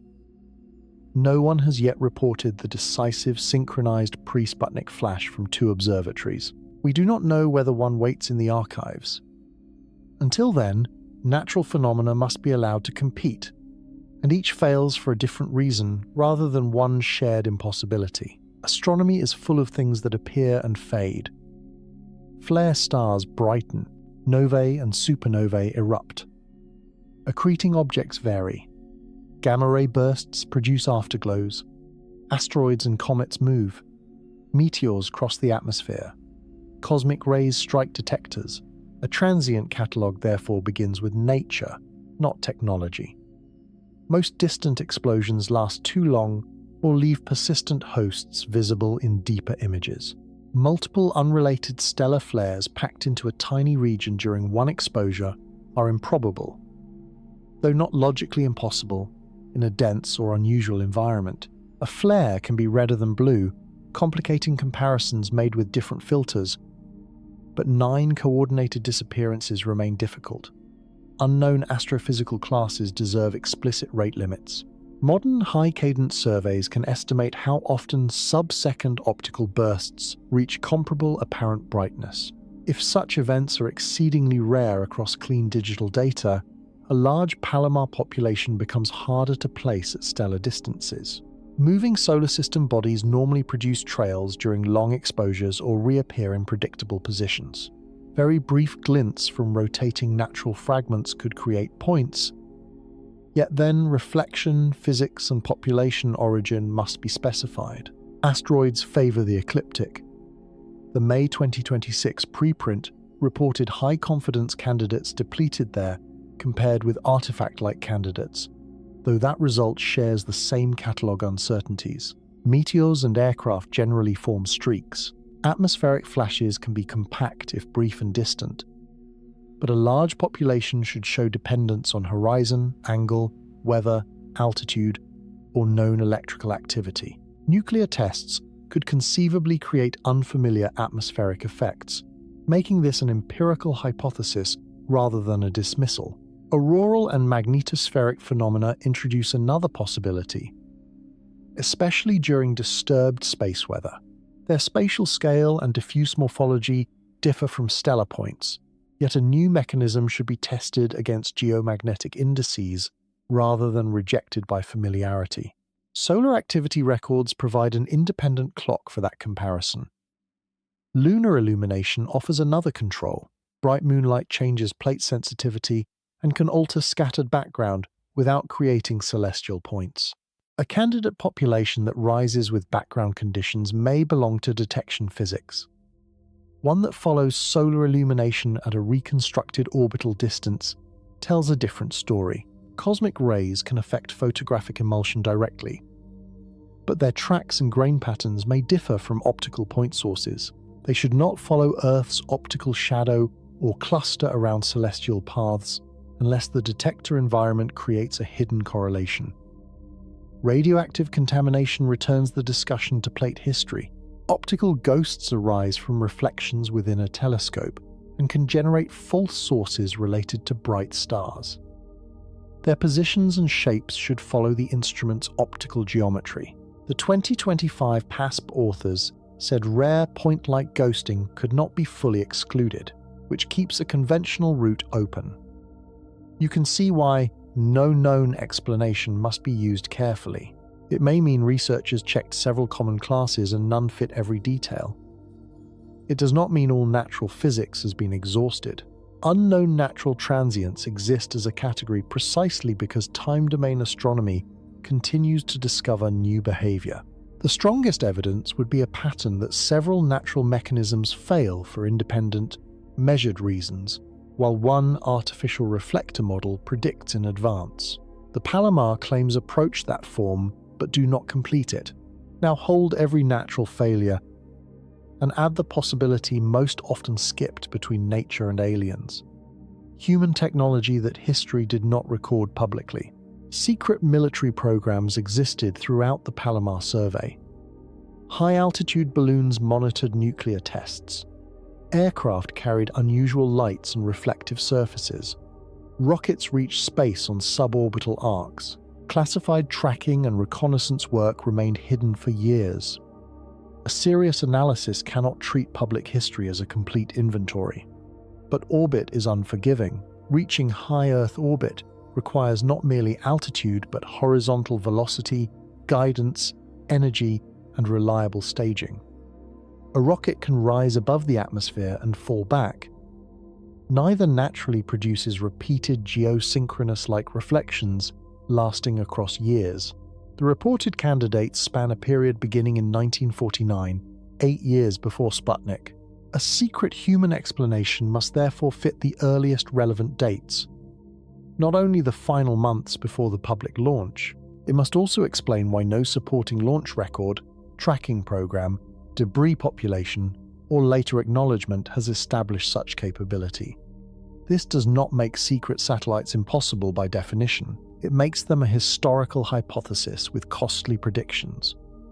Launch vehicles leave industrial traces. Orbital objects can be tracked. Competing nations monitor one another. A program capable of placing multiple reflective objects near geosynchronous altitude in 1950 would have exceeded acknowledged technology by a wide margin. Orbital lifetime adds another constraint. Objects at high altitude can persist for decades, so sufficiently large reflectors might appear in later surveys or modern tracking catalogues, unless their surfaces changed, their orbits evolved, or they were removed. Searching forward in time is as important as looking backward. Other artificial origins are possible.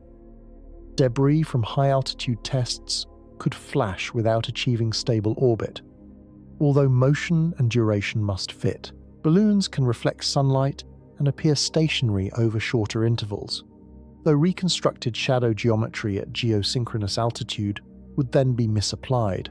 Aircraft can create glints, but their angular speeds and atmospheric paths differ. Contemporaneous military tracking records, balloon launch logs, and rocket test archives could eliminate some of these alternatives. Historical research belongs beside astronomy, because unknown technology becomes less unknown when its paperwork survives. Declassified radar records could also constrain whether anything occupied the relevant altitude and longitude. The absence of a radar track would not exclude a small passive reflector, especially with incomplete coverage. But a matching track would transform a photographic inference into a multi-instrument event. Historical sensor fusion is difficult and worth attempting. You may notice the inference tightening without becoming exotic. The pre-Sputnik date does not prove non-human origin. It imposes engineering constraints on human alternatives. Those constraints are measurable. A classified program should cluster around launch corridors, dates, nations, and known technical development. Natural near-Earth debris should follow solar system dynamics. Atmospheric objects should show local environmental dependence. Extraterrestrial artifacts would need their own distinctive predictions rather than occupying whatever space remains. The 8-year problem is therefore real but conditional. It becomes powerful only after the objects are shown to be objects and the altitude is shown to be high orbit. If the marks are plate defects, the history of rocketry is irrelevant. If the flashes are atmospheric, Sputnik is merely a dramatic timestamp. The silence of the launch record is evidence only after the orbit is real. And even a confirmed pre-Sputnik artificial reflector would leave one more gap, the largest gap in the title. The word artificial describes structure or behavior unlikely to arise without construction. It does not name a builder. A recovered machined object with non-terrestrial isotopes might justify an extraterrestrial inference. A point of reflected light cannot carry that burden alone. The Palomar argument often moves through 4 steps: genuine optical transient, nearby moving reflector, artificial object, alien technology. Each step requires evidence that is partly different from the one before it. Morphology can help with the first. Alignment and parallax can help with the second. Repeating controlled behavior or impossible natural geometry can help with the third. Origin demands material, communication, trajectory, or context unavailable on a single plate. When those steps are compressed, the title becomes misleading. A pre-Sputnik glint feels alien because acknowledged human satellites did not exist, but the absence of one known category does not identify another. Unknown natural, atmospheric, photographic, and human possibilities remain. An alien artifact may predict pre-Sputnik glints, but a low prior probability means the likelihood advantage over defects, atmosphere, and hidden human activity must be large. Unexplained is not a likelihood ratio. Each alternative must be assigned predictions and confronted with the same data. Material evidence would change the balance dramatically.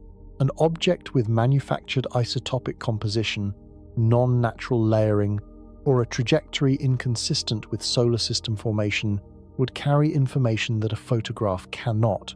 Until then, origin remains an inference stacked above uncertain distance. You can preserve the wonder by refusing the shortcut. If the plates contain real sub-second flashes, astronomy gains a phenomenon. If the flashes come from objects in high orbit, planetary science gains a population. If those objects are engineered, history changes. Only then does the question of makers become physically urgent.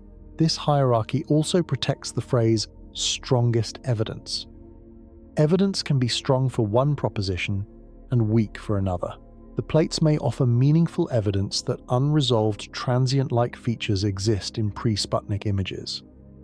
They may offer suggestive evidence for reflected objects if shadow and alignment claims survive.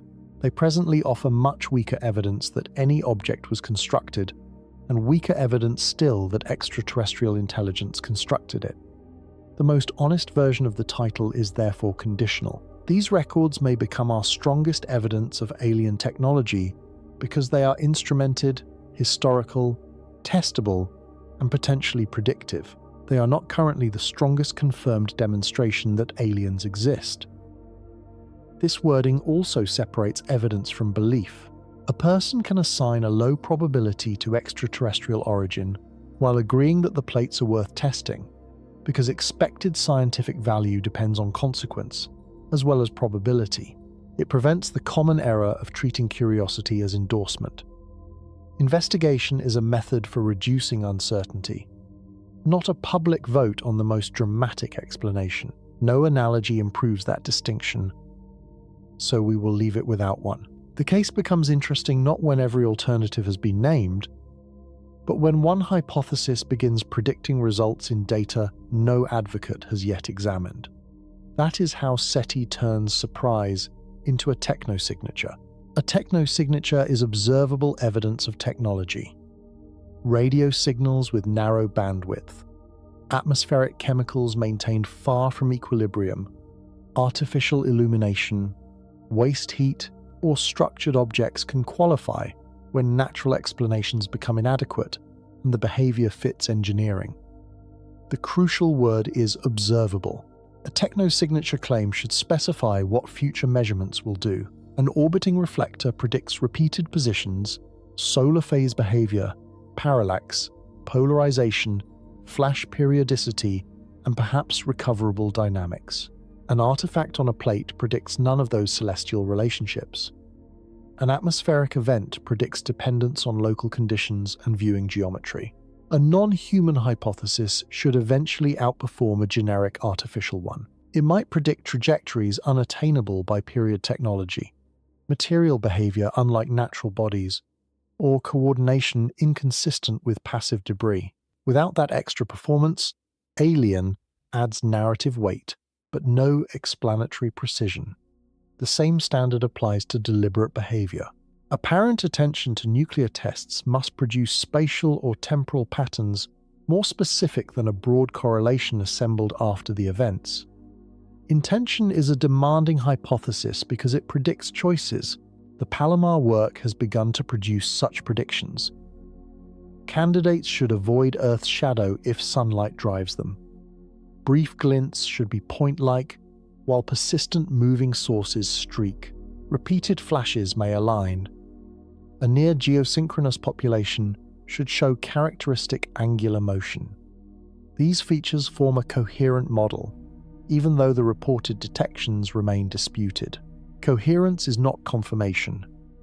Researchers must define the model before testing fresh data.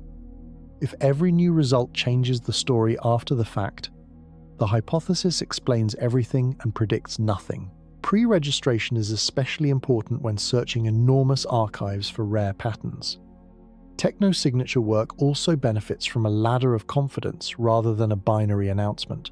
Candidate, validated anomaly, physical source, artificial source, and extraterrestrial source are different states. Public language should say which state the evidence supports so that later corrections do not look like concealment. You can imagine a blind challenge. One team selects an untouched plate archive and publishes only calibration information. Another team registers candidate criteria, shadow geometry, alignment thresholds, and expected rates. The archive is opened.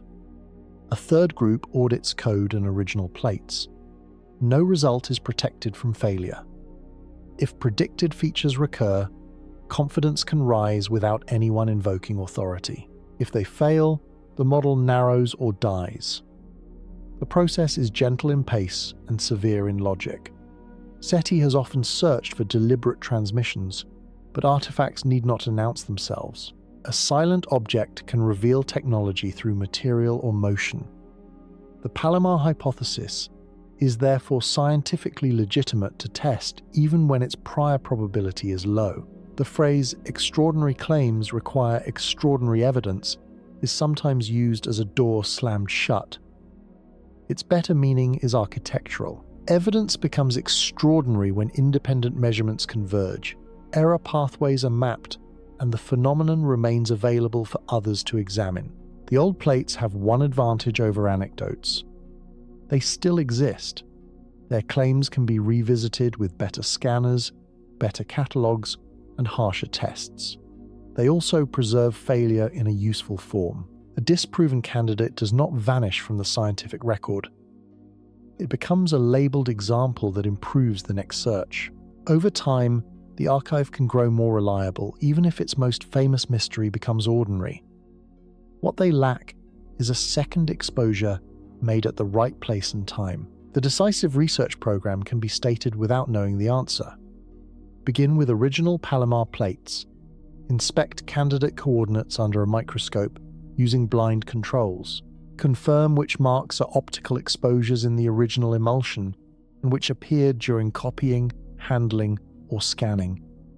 Publish every inclusion rule, rejection, plate identifier, exposure time, coordinate, uncertainty, and image cutout. Keep exploratory candidates separate from confirmed optical transients. A smaller, trustworthy sample is more valuable than 100,000 uncertain rows. Preserve provenance at every step. Researchers should know which physical plate, copy generation, scanner, compression method, and software version produced each pixel. Without that chain of custody, a future anomaly may be impossible to place in time. Then repeat the shadow analysis with geometry and altitude ranges registered in advance. Model the actual area, duration, and sensitivity of every exposure. Preserve plate-level spatial gradients. Test defects and known stars as negative controls. The signal should strengthen only in verified flashes. For nuclear timing, use observation effort rather than calendar days alone. Register the window before examining results. Include tests from different countries, altitudes, and yields only when the physical hypothesis predicts relevance. Repeat the entire procedure in Hamburg and other pre-Sputnik archives. Now comes the most powerful step. Seek simultaneous plates. Two observatories separated across Earth may have photographed overlapping fields at nearly the same time. A genuine nearby flash could show measurable parallax. A mark present on only one physical plate might still be local or brief, but matching events with a geometric shift would locate the source in space. Modern observations can test the mechanism directly. Wide-field telescopes can monitor the shadow boundary and search for sub-second glints with high-speed detectors. Multiple stations can triangulate altitude. Polarization can distinguish reflected sunlight from emission. Repeated flashes can yield rotation. Spectra can constrain material. Modern satellite catalogues would first remove known objects, allowing the residual population to be measured rather than assumed. Observations should span seasons, so the moving geometry of Earth's shadow becomes a repeated experiment rather than one favorable night. You are no longer waiting for an alien confession. You are asking light to obey geometry. A narrated cascade follows. One station detects a flash. A second station records it milliseconds later. Parallax fixes distance. Repetition yields an orbit. Polarization reveals reflection. A recovery mission receives coordinates. Then the cascade stops at the cost. None of those measurements exists for the 1949 candidates yet. The program also needs adversarial collaboration. Researchers who favor artifacts should help design the optical tests. Researchers who favor physical transients should help select controls. Independent statisticians should audit the null models. Archivists should control the plates. No group should own both mystery and verdict. This is how the phrase strongest evidence can be earned rather than repeated. The evidence must become stronger when researchers try to destroy it, and that leads to the quiet paradox at the center of the case. Its greatest strength is not how difficult it is to explain, but how many ways it can still fail. Weak mysteries survive by remaining vague. Every contradiction becomes part of their aura. Strong scientific claims expose narrow points where reality can reject them. The Palomar case now has several. If microscopic inspection finds emulsion holes at the famous coordinates, those candidates fall. If the marks exist only on copy plates, they are not 1950 sky events. If verified flashes show no shadow deficit under pre-registered coverage, the reflected light population weakens. If the nuclear association disappears in independent archives, human scheduling becomes more plausible. If alignments vanish under realistic spatial null models, motion loses its geometric support. The alien hypothesis does not deserve insulation from any of these outcomes. Its value is proportional to the precision of the risks it accepts. You can also state positive criteria. Verified marks should carry telescope aberrations appropriate to plate position. Independent scans should preserve them. Multiple archives should show compatible fast transient profiles.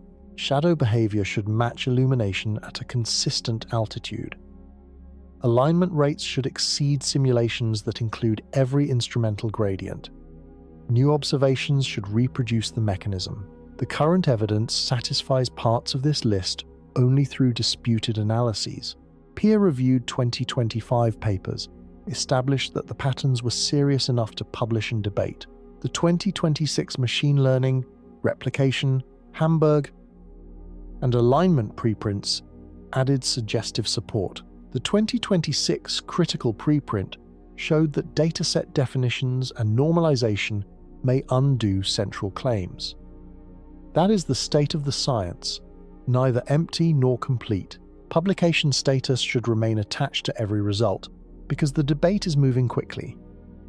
Peer review does not certify truth, yet it marks a different level of scrutiny from a recent manuscript. New revisions may alter sample sizes, methods, or conclusions after this narration is recorded.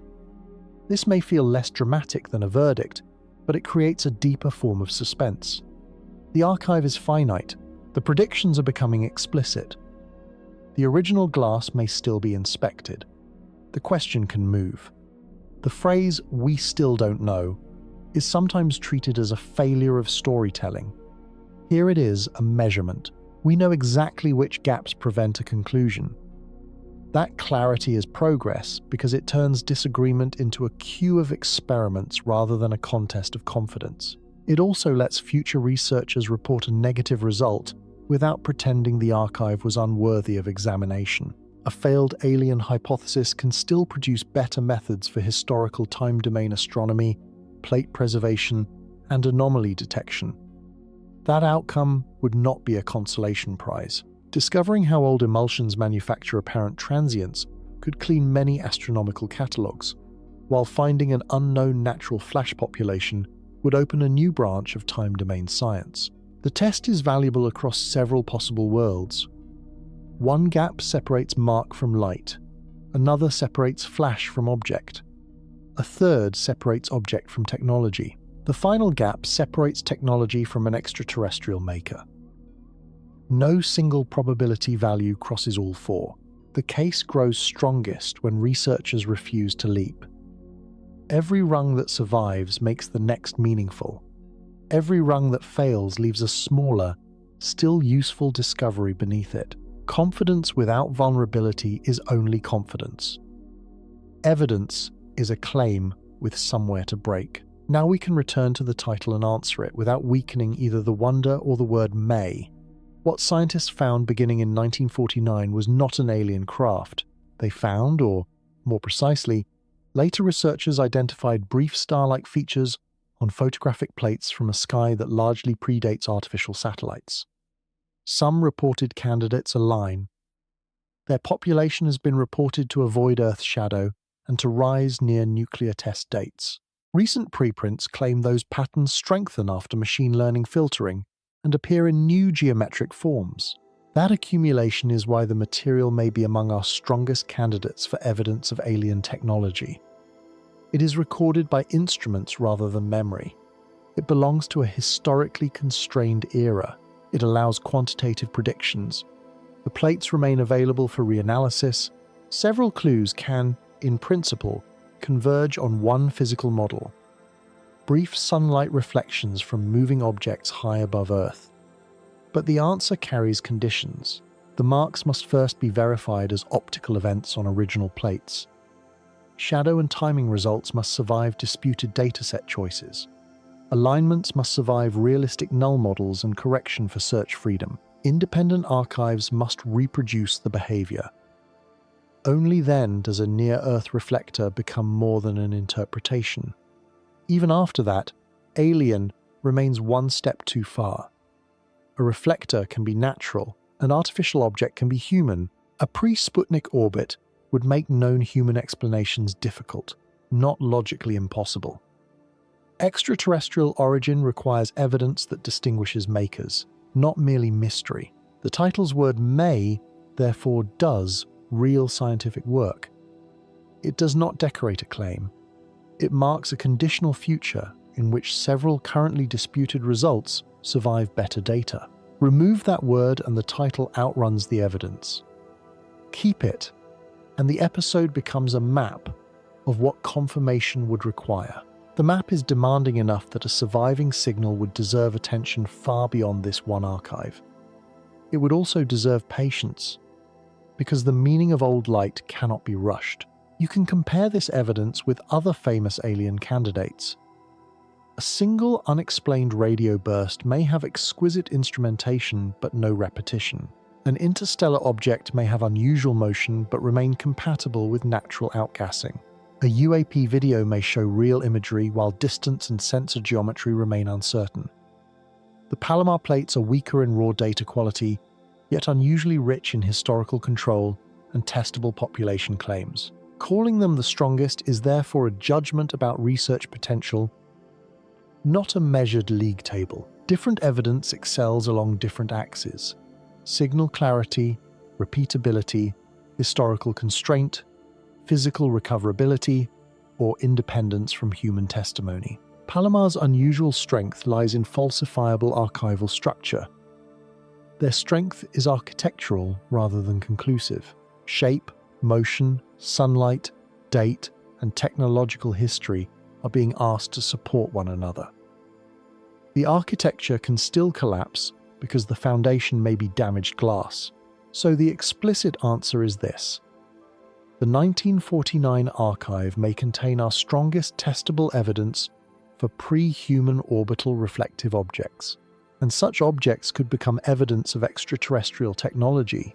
Today it remains a contested anomaly, not proof of aliens. The distinction does not empty the night. It gives the next observation somewhere precise to land. One final plate remains the one not yet taken. The Palomar survey began by laying glass beneath starlight and allowing time to accumulate. Astronomers wanted a map. They received a map, along with tiny marks whose meaning could not be settled by the instruments of their era. We have drifted through the mountain dome, the dark room, the scanner, Earth's shadow, a nuclear calendar, and the narrow geometry of possible glints. Along the way, every dramatic interpretation encountered a quieter rival. A line could be motion or a scratch. A perfect point could be a brief flash or missing emulsion. A date correlation could be a physical response or a telescope schedule. The episode does not end by choosing whichever rival feels safest. It ends by noticing that they predict different things. Original glass will expose the material history of defects, while local conditions and viewing geometry will organize atmospheric events. Orbiting reflectors must eventually yield distance and shape through parallax, shadow, polarization, and repeated motion. Technology requires behavior or material capable of carrying that claim.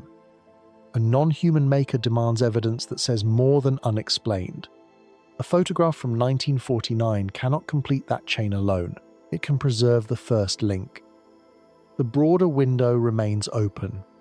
Human beings often imagine first contact as a message arriving in the present, clear enough to recognize and important enough to interrupt the world. The Palomar possibility is almost the reverse. Contact, if that word ever becomes justified, may have occurred as unnoticed light on a chemical surface, filed away before anyone possessed the question needed to see it. That inversion is why the archive holds attention so gently. The event would not be approaching. It would already be old, waiting without urgency, while our methods slowly became capable of asking what left the mark. There is no settled image for that thought. The plate is cold glass. The marks are small. The uncertainty is genuine. The oldest photograph is still awaiting its second exposure. That second exposure may come from another archive already sleeping in a cabinet. It may come from a modern high-speed survey watching the edge of Earth's shadow. It may show a natural population no one predicted, reveal a forgotten history of photographic artifacts, or identify something engineered in a place where no acknowledged engineer had yet reached. Any of those answers would change the story. Only one would change our place in it. Until the distinction is measured, the small points remain suspended between chemistry and sky, carrying neither verdict nor silence, only the next test. Together, we have wandered far beyond the first bright dots without ever leaving the glass that held them. The journey has not produced certainty. It has produced a better map of uncertainty, with coordinates, controls, and experiments waiting along its edges. If your eyes feel heavy, let them close. The old plates have waited more than 70 years. They can wait through one more quiet night. If this felt like home, leave a comment when you wake up. If you're still here, the next chapter is waiting. The universe will still be here when you wake up. So will we. Good night.